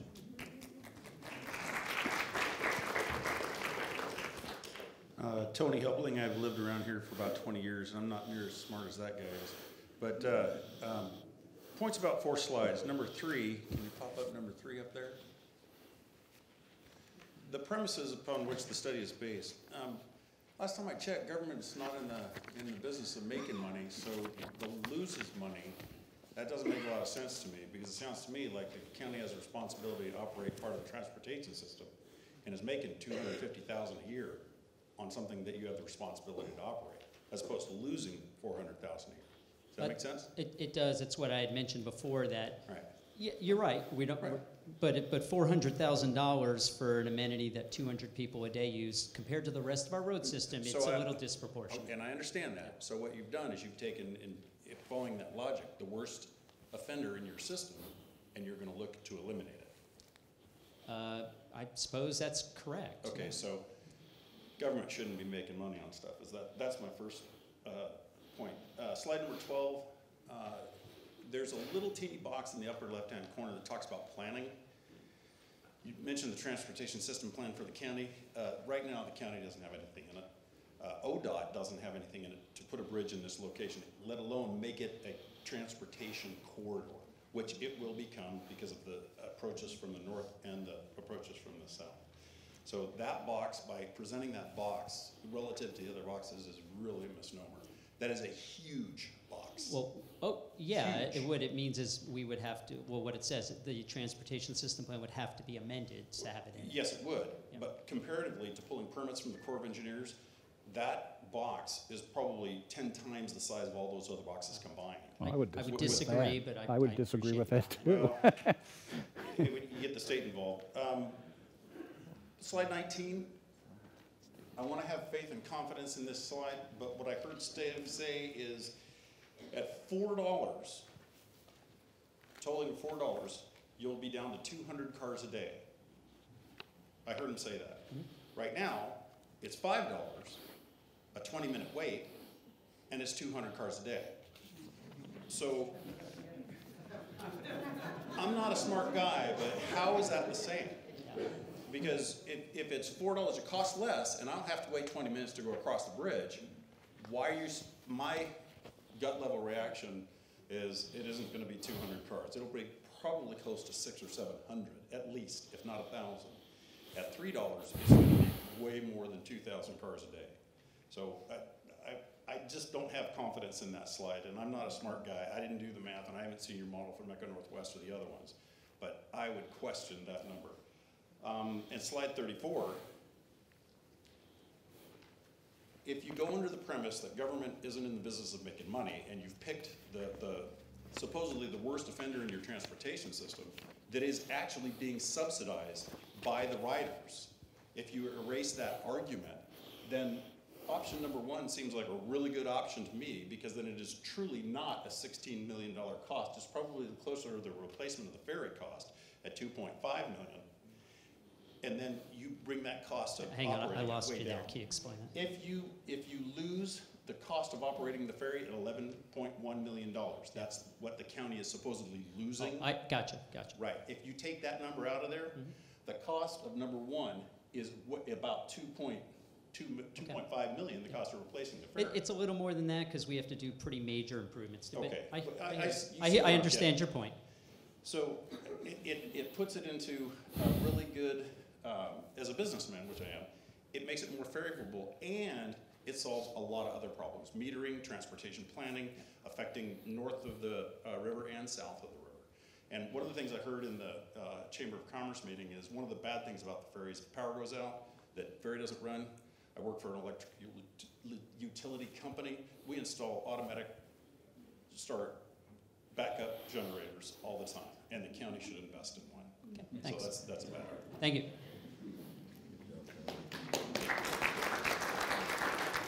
Hi, Terry Emmert in West Lynn. I got a couple questions I'd like to have answered. One is I'd like to see the arterial road cost incorporated into this estimate. Specifically, Pete's Mountain, Advance, Mountain Road, all those roads are going to receive a lot more traffic, and if you don't do it right away, within a year or two, it's going to happen. I mean, those roads are just terrible. We all know that and live in this area. The other thing is, too, is the traffic counts that were done, you know, with these traffic apps that they've got out there now, and they redirect traffic. To me, if traffic's on 205 or I-5 is backed up, those numbers are going to get really high fast, and anyone's going to be bombing down those roads, and it just doesn't seem to me to be accurate. And the other question I had is the noise in the valley there, going through there, with all this increased traffic. Has that been looked at all? It hasn't. I mean, I hear what you're saying. I hear what everybody's saying, but I think our traffic counts are wrong. If the traffic counts are near what we're saying, you're not really going to see a noise increase. It's just not that much. That really echoes through that valley there. I understand. So I appreciate the comment. We'll take a look. All right. The other thing is the Canby Ferry. I know this isn't about it, but you know, if it was made to be a little bit more reliable, it'd really be appreciated around here. This seasonal thing is just makes it so unreliable. All right? Thank you.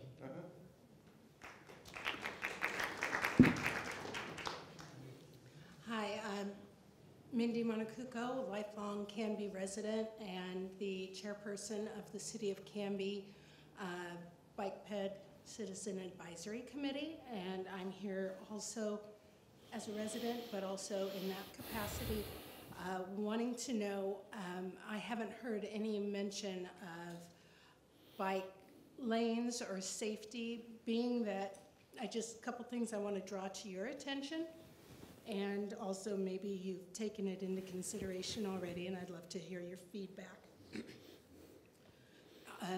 Shoulder improvements for the Mountain Road and for Holly Street. Right now, there's virtually no shoulder. And bikes, if you put in a bridge, one of the deterrents for riding across the ferry are those steep grades on either side of the ferry. With that gone, your bike traffic is going to go way up. So you're going to have a lot more bikes on those roads and no shoulder. Also, we have heavy fog here, especially through the dark winter months, and we have bike commuters to the nurseries and farms in the area, no shoulder. I find it rather irresponsible not to look towards not taking that into consideration as far as improvements as you're headed towards the bridge, let alone the heavier car traffic. So is any of this going to be addressed or figured into your figures at all? Not as you've described. Why? So fixing the shoulders on Mountain Road, again, I've heard everyone loud and clear that they think our traffic numbers are wrong. With the numbers that we've put in there, and you've brought up some good points on bike ped, and that's a great point, we're writing it down, and we'll take a look at that. Please, thank you. Okay, but to improve the shoulders on Mountain Road will be very expensive, and we don't have a way to pay for it. I agree. Yeah. And with added traffic So and added bikes, that's going to be a concern. Thank you for bringing that to our attention. Thank you.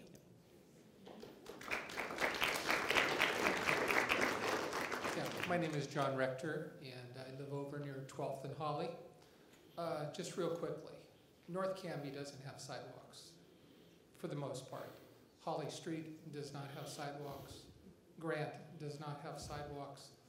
Just a consideration, you're going to have more traffic coming through there, and there are no sidewalks at this point in time, or they're very sporadic. The other thing, the numbers just boggle me.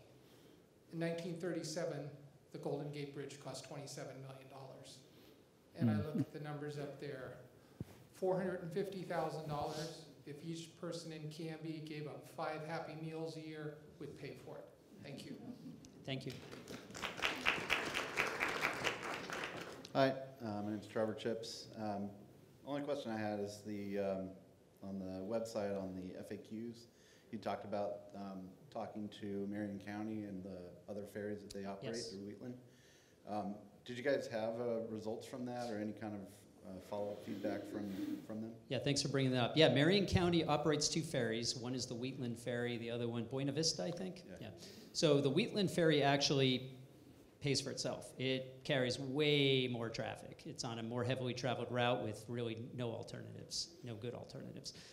The other ferry is actually kind of similar to the Canby Ferry. That what we learned is they lose money on it, and it's kind of a similar situation. Okay, just because they only charge like $3 per rider or whatever. So yeah, but their Wheatland Ferry does well. It covers the cost. Okay, all right, that's all. Thanks. Yeah, thanks.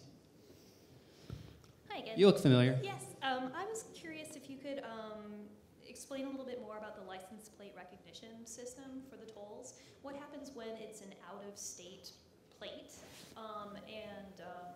Because especially with like commercial traffic that we're kind of concerned about, a lot of times those aren't domestic, or not domestic, but you know, they're not state licensed trucks, and then regular old vehicles too. Just curious. Yeah, that's a great question about the license plate recognition. Toll agencies and state DMVs nationwide have agreements to make their databases available to all. Okay. So if you were from Oklahoma and you went across that bridge and your license plate got read, it would access your records in Oklahoma. So it's not specific to Oregon? No, it's not. They're called interoperability agreements, and they extend nationwide in Canada and Mexico. I was going to say, I was over one in Canada and got a bill. I was very happy. Okay, Dana Tyler, Canby. Could we? Yeah. Yeah, that's on. I'm sure. Just get a little could you step up closer to it? Sure. Yeah. Hey, I have a question about, has there been environmental studies? Because right there at the ferry is the Blue Heron Rookery, right off of the Mohawk River, you know, and the park right there. So has consideration been given because of the impact of noise on the herons and the impact of pollution. Then the other question I had, if the bridge is going from bluff to bluff, is there a condemnation of that farm ground to get to Locust? Okay, so first the environmental one. No, we have not yet looked into impacts to a heron rookery due to noise. Because that's through, I would think, through the state.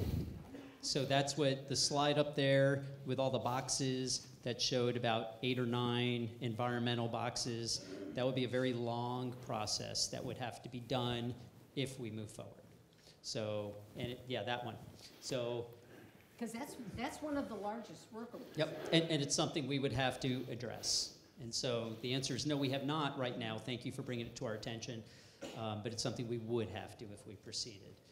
Help me out, what was the other one? Oh, condemnation. Oh, so I'm not going to comment specifically on this one, but in general, when the county builds a road project, and if we don't have enough right-of-way for the project, we do need to acquire easements. And so there's a process to do that that is prescribed in law that involves appraisals and checking appraisals and making offers and giving people a certain amount of time to do it. But if it's a public necessity and we can't come to an agreement, it could result in eminent But how could that be a public necessity? So if we're building a transportation project, I'm just speaking generically here, if we're building a transportation project that has been deemed needed by the public, if we need property for it. Do we need it? No. Okay. So I'm giving you a hypothetical, so you've made your point, I appreciate it. Okay. Thanks.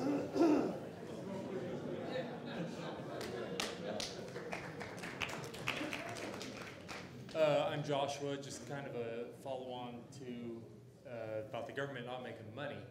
I don't know why we're hyper-fixated on the toll situation, because I don't know about all of y'all, but I lose better than 30% of my paycheck in taxes, and I don't see very much in return. A toll is nothing more than a tax. So there's got to be a way to do this without tolls, because I'm already taxed to death. I mean, it's killing me. And I came in here, open-minded, but I don't see the feasibility of this. My pocketbook, it ain't there for me. Thanks. I mean, the ferry already is tolled. It's a $5 toll right now if you wanted to use it. So, but I appreciate the comment. Hi there, Tracy Hensley. I've lived here 25 years. I'm on the city council. So I'm hearing all the residents and their complaints. And I really do feel for them as far as traffic, and I just wanted to point out, in case you didn't do the math, on slide 29, you enumerate vehicles per hour in hours that the bridge would bring cars in where the ferry doesn't run. So 478 cars overnight might bother a few people who are used to a nice peaceful sleep. But that is a separate issue. We've been talking a lot about the bridge, and I see this as 2 different issues completely. One's the ferry, one's the bridge. And I know you said the bridge isn't a done deal, but there's so much data here about the bridge, it kind of feels like a done deal. I'm just saying. It is not a done deal at all. What we've said all along is we're going to do this to see if it works and to get input. It is not a done deal at all.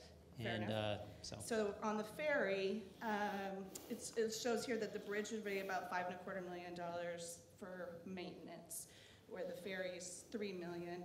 And there's a big chunk there that's operation and personnel. So I'm just wondering what kind of look at the budget was done and how we could reduce operations costs and personnel costs and see if we can make it more affordable to run. Maybe look at the fact that it does provide a tourism component, and could tourism dollars be used as a funding mechanism? And also, it was mentioned that no other organization was wanting to run it, and I'm just thinking, non-PERS employee might be cheaper to run it, but I'm just wondering if that data on who you talk to and what that looks like, if that's going to be released to us at some point, because it's not in. Sorry, I missed what you had said right before that about who run it. Have like a private sector company run it instead of PERS employees. Okay. I don't think we're going to find a private sector company that can run it at a profit. Which private sector will not do it if they're not making a profit. Sure. What was the last thing you had said? Well, I'm just wondering if any of the operations budget data, if that's been looked at, and if so, will we see that? Because those numbers aren't really in here, so how that breaks down. Our budget is public information, so we could certainly Put it on the website or? Yeah, the county's budget in there, you might have a hard time figuring it out from that. Well, It's I not need the to simplest parcel thing. it out and put it on this website. Okay, It'd be thank you. easy We'll for take a us. look at that. Okay, thank you.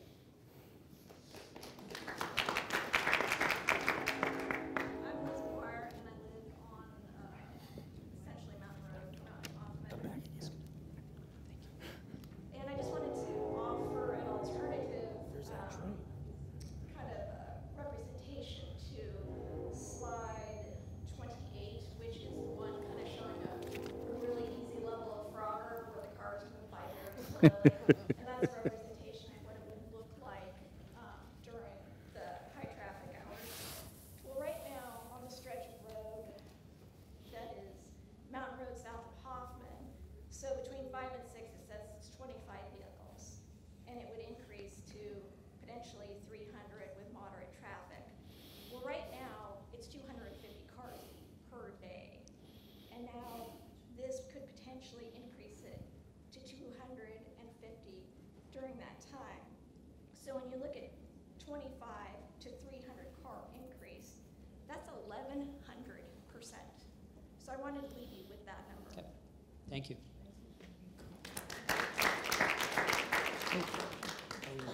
You go ahead. Hi, I'm Mike Creedon. I live on the north side, very close to the ferry. My question for you is, I don't want to come in here and hammer on your numbers or talk about tolls. I think that talking about tolls are putting the cart before the horse anyway. I think that it's figuring out whether it's a feasible option. And I think that I agree with the other gal that it is two different things. There's the ferry, whether or not to run the ferry, and there is whether to put in a bridge. And I think those should be two separate things. It would be a shame that the ferry got taken out on that subject matter. It's been there over 100 years.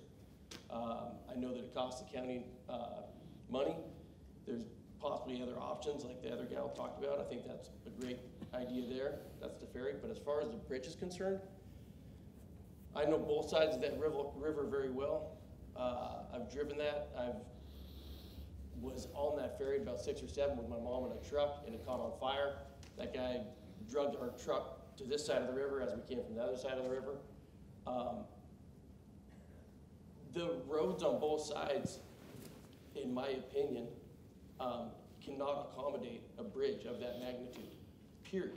And that you guys are even doing an evaluation of that is completely asinine to me, and you're spending money doing it. What I think would be a better alternative, rather than bringing more people into Canby in an area that has tractors, bicyclists, nowhere to go. And if I want to go from the ferry to 99, I will go straight up Holly. I will make a left on Territorial. I will make a right on Ivy. I won't go straight down Holly because it dead ends. It doesn't go straight through, okay?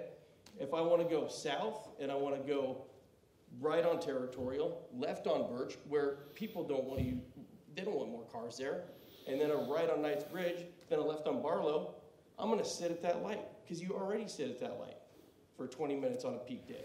And then how many trains a day go by here? Do you guys know how many trains go by? I think I've heard 3 or 4 while we've been here. 24. If a train comes, it's further back up. And I don't want to be hammering on you guys, and it's great you guys came here and spent your time and gave us all this information.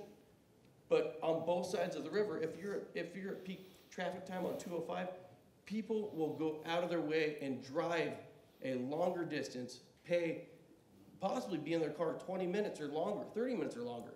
I'm one of those people. Because if I'm coming from Lake Grove where my mother lives, it's faster for me to go to the ferry. But I've come to the ferry, come back from Intel as a commuter on a motorcycle and a car, and come back there, and on that side of the river, I've waited 5 rotations of the ferry because it's so backed up, because of 205 being backed up, because of Wilsonville, that bottleneck. That's the issue. The issue is Wilsonville and the bottleneck. Widen that bridge. Make it 2 lanes all the way to Oregon City. Those are the solutions, man. They're there. And with 50 million or however many millions, I don't pay attention to the numbers. I look at the cost of living. How much does it cost every one of us? And does anybody even want this? Is there one person? Not so far tonight. Anyway, thank you for listening to all of us. Thank you for taking your time for being here. But the cost to this community, putting a bridge in, definitely outweighs any of the benefits in my personal opinion. So, thanks. Thank you. Hi, my name is Bernie Newland, and I live on Peace Mountain Road. But the people I pity in this discussion is the people who live in Canby, because these roads are residential and farming and rural. And none of the roads that we talk about, Mountain Road, Peace Mountain Road, Advance Road, and so on, and the road coming from the ferry south into Canby, they're not designed for the kind of traffic you're talking about. You also drop a slip, I think, and turn around and walk that way, which is revenue source. If I look at slide number 34, I see that the higher the traffic you can get up, the more money the county makes. And therefore the motivation of the county is not really to make our lives better, it's revenue source. I disagree, but I was in a meeting about a year ago with Jim Bernard, who's the chair of the county commission, and he was talking about the how to fund the 205 bridge over Willamette into Oregon City, and he came up with tolls. And I can remember looking up at Jim and saying, no way, because I don't think people really like tolls, and I think you've talked about that here. So when you talk about volumes, your motivation is not to make our lives better, but is to jack up the volume. Now, I've lived in Peace Mountain Road for, I guess, like excess of 40 years.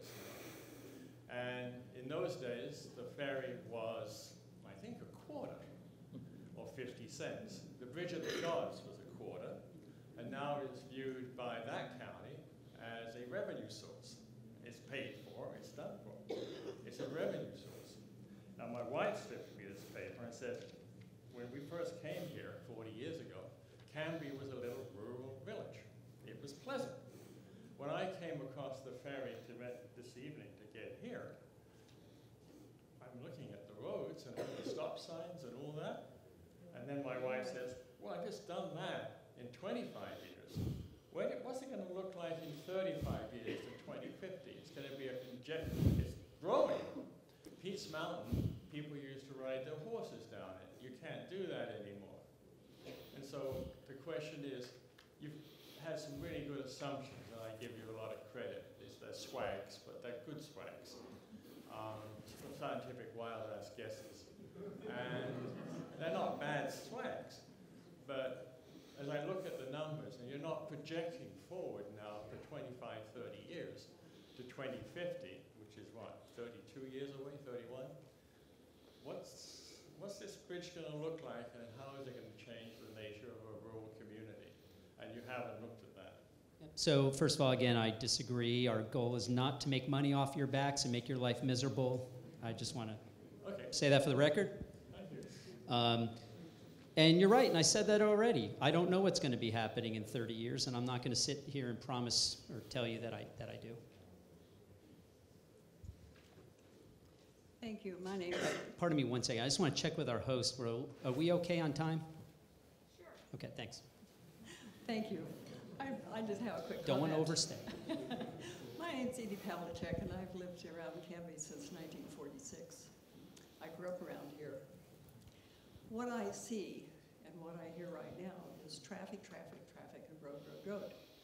Okay, that's great, but do you think a bridge going through the ferry area is going to handle any of the traffic until you have urban district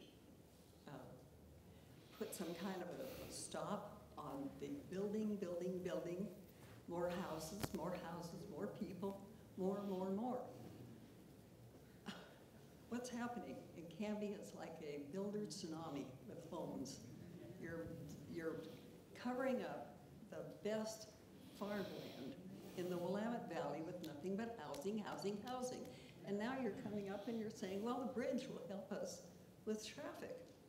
You gotta take care of the population that's going through this and the population that's gonna be around Canby and making Canby into nothing more than a Portland, Beaverton, Aloha, or whatever.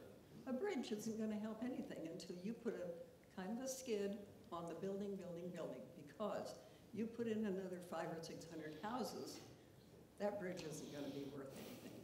I'm just saying it's a comment. Thank you. Okay, thank you. So I appreciate your transparency in what you're trying to do here. So is there, or can you provide a survey or a study or even improvements to Holly Locust that will support this traffic? And the reason I ask is I applied for a special event permit and it was declined because the road system would not support 75 to 100 cars one day a week. So can we talk offline so I can know more about that and look exactly at what you're talking about, because I'm not aware of it. How about a survey and a study that shows that those roads can handle it? Because what we're at right now is if we were declined for that reason, that brings your numbers down, way down, which brings the toll way down. I have no idea what your circumstances are with the event permit. That's what I meant by talk offline so I could find out. But no, we would not have an issue with the amount of traffic we've been showing, so I can't explain. Hi, I'm Julie Parrish. I served 8 years in the Oregon legislature representing Westland, and thanks for standing up here tonight and taking all the comments. It's not an easy job. You have to be the moderator this evening, so thank you for that. This slide, though, I want to say it gives me a little bit of fits, and I'll start with line 1.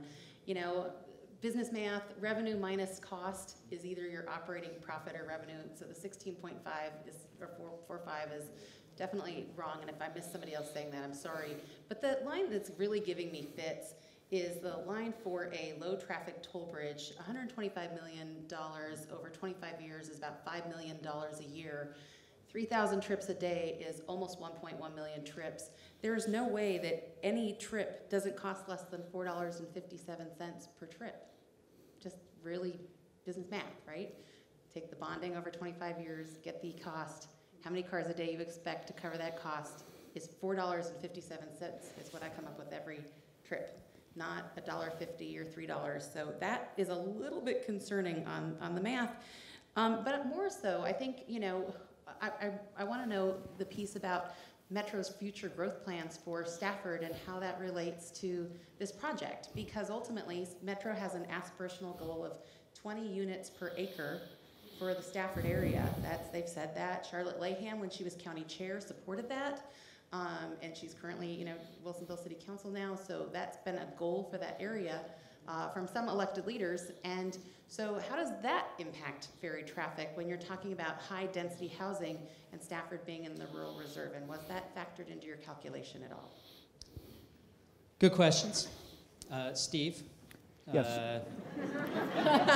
I was doing distracted for a moment. Question was about Stafford area, rural reserves. What if Metro has certain goals for it for density building, and was that all built into our calculations when we did this? Is that fair? Did I get that right? Yes. Okay. And the answer is yes. The way the travel model that we used works is that it has growth forecasts built into it.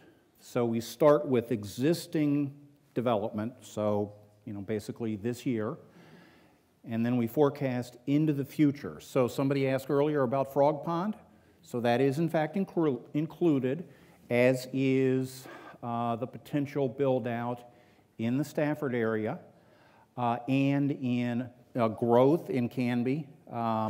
Metro specifically approached the city of Canby to get their growth forecast. They approached us to get our growth forecast for various areas of the county. So yes, it does incorporate growth forecasts both in terms of population and employment, and it does that out into the future. So can I ask a follow-up question to that would be, then where can we see the data of what the county used to see how many units and housing and jobs you expect in the Stafford area over this 25-year period, if that was used to do the forecast modeling? And I don't want to be disrespectful, but I've served on transportation committee when we did CRC, and obviously been very involved in tolling conversations. And if the folks at ODOT can't figure out this screen for projects, I have to imagine, pretty difficult for the county to model that for a bridge. Well, I would say, I mean, I anticipated that somebody would ask me about the comparison between this project and the ODOT project, and I frankly am happy I don't have the ODOT project because they have a very complicated problem to solve. This is much easier because we really don't have a diversion route from this bridge. It's either this bridge or else you go around Arndt Road and go up I-5, or you go around 99E. So it's a pretty straightforward problem compared with what ODOT's trying to do. Well, yes and no, because if ODOT starts tolling after the Boone Bridge, which they'd have to do, I get that they say they want to toll at Abernathy, but the reality is to capture I-5, they have to go right after the Wilson, between exit 283 and exit 286 is probably where tolls would land if you're going to capture I-5, which means that cars will get off at exit 283, cut the back road and cross, or they'll come down Stafford, drop down Pete's Mountain into Willamette to cut across, the Oregon City Bridge. So I sort of disagree. If they land tolling between exit 283 and exit 286 on I-5, you're absolutely going to get diversion coming through that. And if that's not in your model, my suggestion would be that county probably should reevaluate if the tolling lands there. And if the tolling prices aren't congruent, then you will get additional tolling diversion as well across the bridge. Well, I appreciate your concerns. Something to keep in mind, ODOT got a letter last week from Federal Highway Administration that defines what they want ODOT to consider in terms of tolling. And they were very specific. They want ODOT to consider tolling only the Abernathy Bridge insofar as it's necessary to raise the revenue to reconstruct the bridge and bring it up to seismic standards. So that would be only in the Abernathy Bridge area. It would not extend even as far as Stafford or 10th Street, certainly not as far as I-5. On I-5, they approved studying tolling one lane on I-5 from Multnomah Boulevard, you know where that is? Multnomah Boulevard up to Going Street. So that's what they've been approved to study, and so that's what they are aiming at doing right now.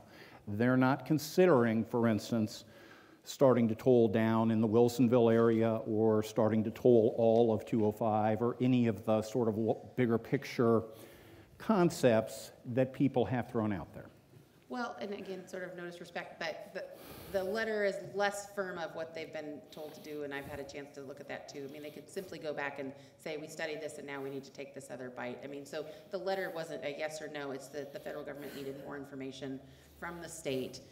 And the state's Transportation Commission very clearly wants the regional tolling system. So that has to be factored into this decision, is what is the furthest possible conclusion of tolling of 84, 217, I-5, 205, all of those things, and how does that impact the diversion piece? So I would like to, I'll wrap it up because there's other people, but I would like to see the housing metrics and job forecasting that you used in the rural reserves as it relates to this project, if that could be posted online. Well, I can provide you with the data. It ends up being a big ugly spreadsheet and a big map that shows here's the area that we looked at for this population and employment, but I can provide that, sure. I think the Stafford residents in the room would like to see what the county's version of growth looks like as it relates to this project. So thank you. Thanks. Mike, I'm Harold Hartfile, and I live in Oregon City, been a Clackamas County resident all my life. So I'm not going to poke too many holes in the financials, but I've also been in corporate banking and corporate finance all my life, and Scott's right, the numbers don't work. But people have pointed that out enough, but you can also kind of tell everybody listening here is losing confidence in the feasibility study. I understand that, we've already showed this numbers should change. Specifically, let's just add one. You might want to go to slide number 13, the grand total of what this will really cost, and do change that please to the 127 for the next folks. Maybe the confidence level will be higher to that group. The one thing that hasn't been brought up, I just want to say we've been very transparent about that the bonding cost is 107. We're not saying that if we bond, it costs that. But that came up when Scott came to the front. So anyway, that aside, one thing that no one's asked yet is, are we just sheep being led up to slaughter here? When do we have say in this? Closed-end question. Will there be a vote by us, by the citizens of Clackamas County for this bond? Yes or no? So I have no idea. Not You have a no? necessarily. Let me finish talking, please. It's not a yes or no question. I'm going to give you an answer. We've already said that we're coming back. I don't remember the date, February 19th with the Board of County Commissioners to take input. And that's the next step, and then we would go back to them in March. So it's way premature to be talking about anything like that until we go through those steps. When does a normal bond like this make a decision on go or no go for the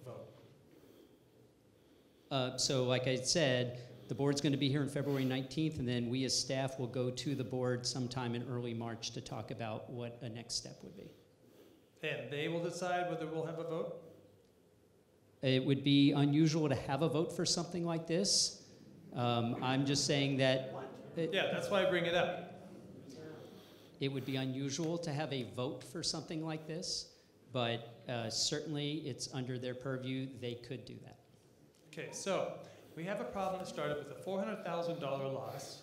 We're now going to spend, was $56 million, I said the English words, grand total. Now it's $127 million.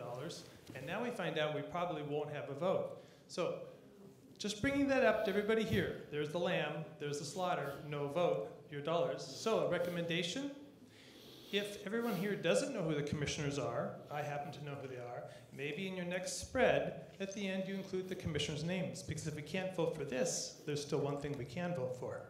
My name's Harold Hartfeld. Thanks for your time. Thanks.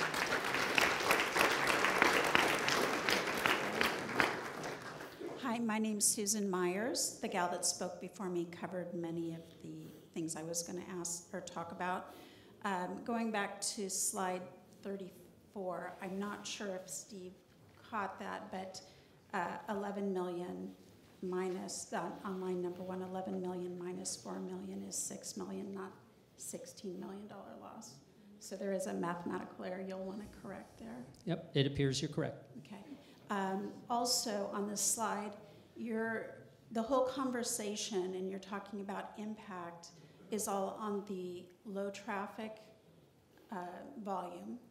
But what assurance do we have that once you're gone, retired, the commissioners are no longer serving, that future commissions wouldn't consider 4B or 4C, especially if your cost annually is $25 million for the roads in Clackamas County, and they can generate $36 million over 25 years. That seems like it's a pretty tempting carrot, and none of that money from the tolls or anything would be directed towards improving the roads on either side, as we've talked about, but yet we would be bearing the cost and the risk. And as a citizen of the community, I really find that unacceptable. And if this really is going to be railroaded through, then I need to see very long-term permanent something saying that the volumes are going to be kept down, and that either the toll won't be removed or it will not go to the high traffic volumes. The other thing is, we know ODOT, the freeway at Wilsonville, is essentially broken many days, and ODOT knows what the fix would be. You know, they've been talking about adding lanes between the South Wilsonville exit and the exit to Canby, but they don't plan on fixing it until 2045. And we know, look at the ODOT plan. I believe you. I no reason and not to. We know traffic is going to be, demographics are going to be growing. And if ODOT doesn't have a mechanism to fix that road until 2040 or 2045, they're going to be looking for revenue sources, and their primary source of revenue that they're looking at right now is tolling. So we know that seismically Boone Bridge has to be improved, and they have to fix add more travel lanes. So we are looking at this somewhat without considering that I-5 in that area would be tolled, and in my view, it is coming. Okay. The other last point is looking at the bridge terminus on the Canby side. I see problems. It's going through one house completely. It would also be too close to the very big business that's on the Canby side, that it's cutting the farm off from its fields. It does not allow for access for their semis. They have many semis a day, and we're talking right at the south on-ramp to the bridge. And I suspect, I know you put $10 million contingency in there, but if you have to relocate that warehouse significantly and doing some stuff, that may not be enough. And I really do think that we need, as a cyclist, we need bike lanes and bike safety on Holly Street and Mountain Road. Thank you. Okay, thank you.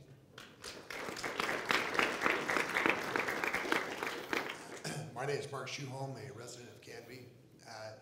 The decision ultimately rests with the Board of Commissioners, correct? Correct. Okay. What do they, question I have is, what do they care about? What, as they look at this issue and this decision, what variables, pieces go into that decision? We have not presented this to them yet, so I can't answer that question. So when we're here making comments of concern, it may or may not be relevant to the decision process. Well, I think you've been very relevant to the decision process. I'm just telling you that I can't speak on their behalf. We haven't yet presented this to them and gotten feedback. Okay, so what problem were they trying to solve? So what I mentioned at the start was it was the $400,000 a year in road fund that's going towards the ferry. Okay, so is that your office's problem to solve, or is that the commissioner's problem? It's the county's problem to solve. Yeah, so it's not necessarily a problem to solve, it's an issue that we're looking at possibilities of alternatives for. So I hear a lot of comments, great comments around the room tonight. I agree. That type of thing about value, some qualitative, some quantitative. Have you ever seen where the commissioners take into account the loss of value lost to property? There's $400,000 a year being spent on the ferry, but when you look at the values of depreciated property on both sides of the river, if this bridge goes in, have you ever seen that being taken into account by the county decision makers?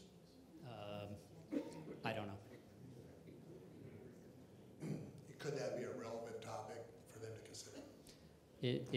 You made the comment, so it is now.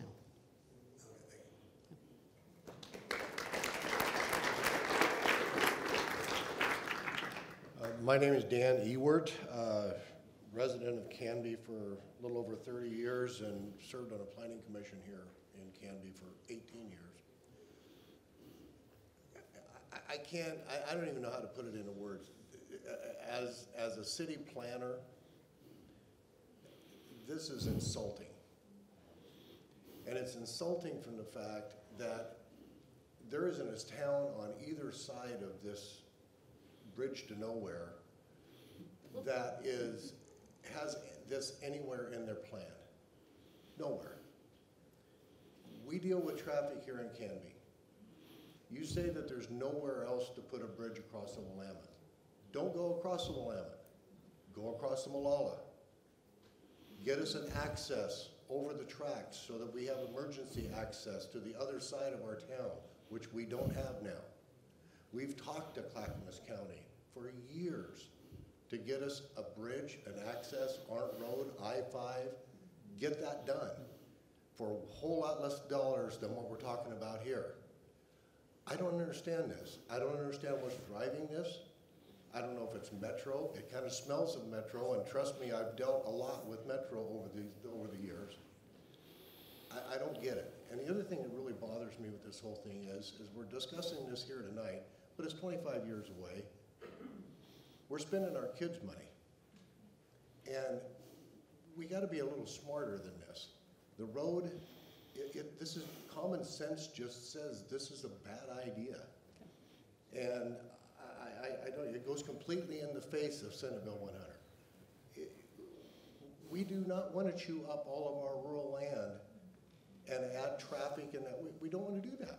We said that. Back in 76, we said that. We don't want to do that. And I got pages of notes here The comment was made that our roads just cost us. We don't make money with our roads. We make a lot of money with our roads because it brings in business and industry. We make a lot of money with our roads. I think the whole premise of this is you're looking at it wrong. We need to have good roads. We need to have common sense roads. But we certainly don't need to build a $107 million bridge that goes nowhere. Yeah, thank you. You've been beaten up by the people who So I'm think the gonna, bridge goes it's somewhere, 5 to and the 9. people who We're think the about bridge goes 25 somewhere. minutes past what we were gonna end at. So thank you, by the way. We're gonna get to your questions, but I asked if we can stop there, and if you have others, catch us in the hallway or fill out a comment sheet. We've heard you, I'm just gonna say real quick, loud and clear that our study is flawed, that this defies common sense, our numbers are wrong. It's gonna be a lot more traffic, nobody likes it. Not making light of it at all, just making sure you know I've heard you. We've heard you, loud and clear. We even have it on videotape, so we'll have evidence of it. But thank you to our host here. This is a fantastic facility. I just wanted to.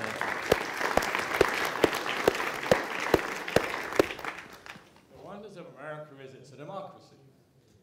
And democracies give their elected officials votes. And they tell elected officials what they like.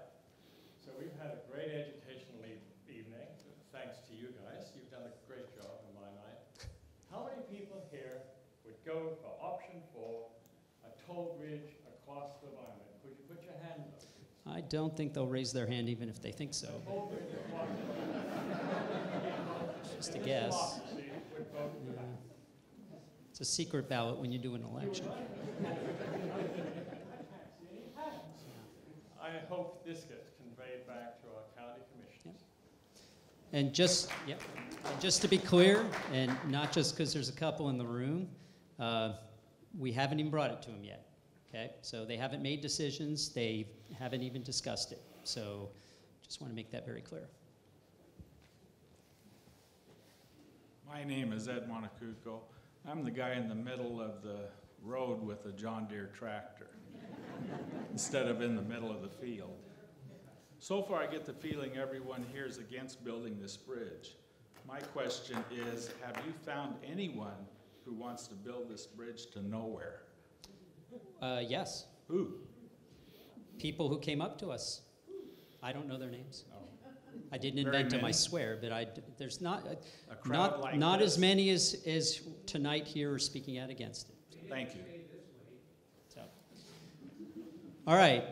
Again, I mean it still. Thank you. I really appreciate you coming out and expressing your opinions and giving us feedback. And we've given you the next steps. If you have something further, we'll be out in the hallway. Thank you.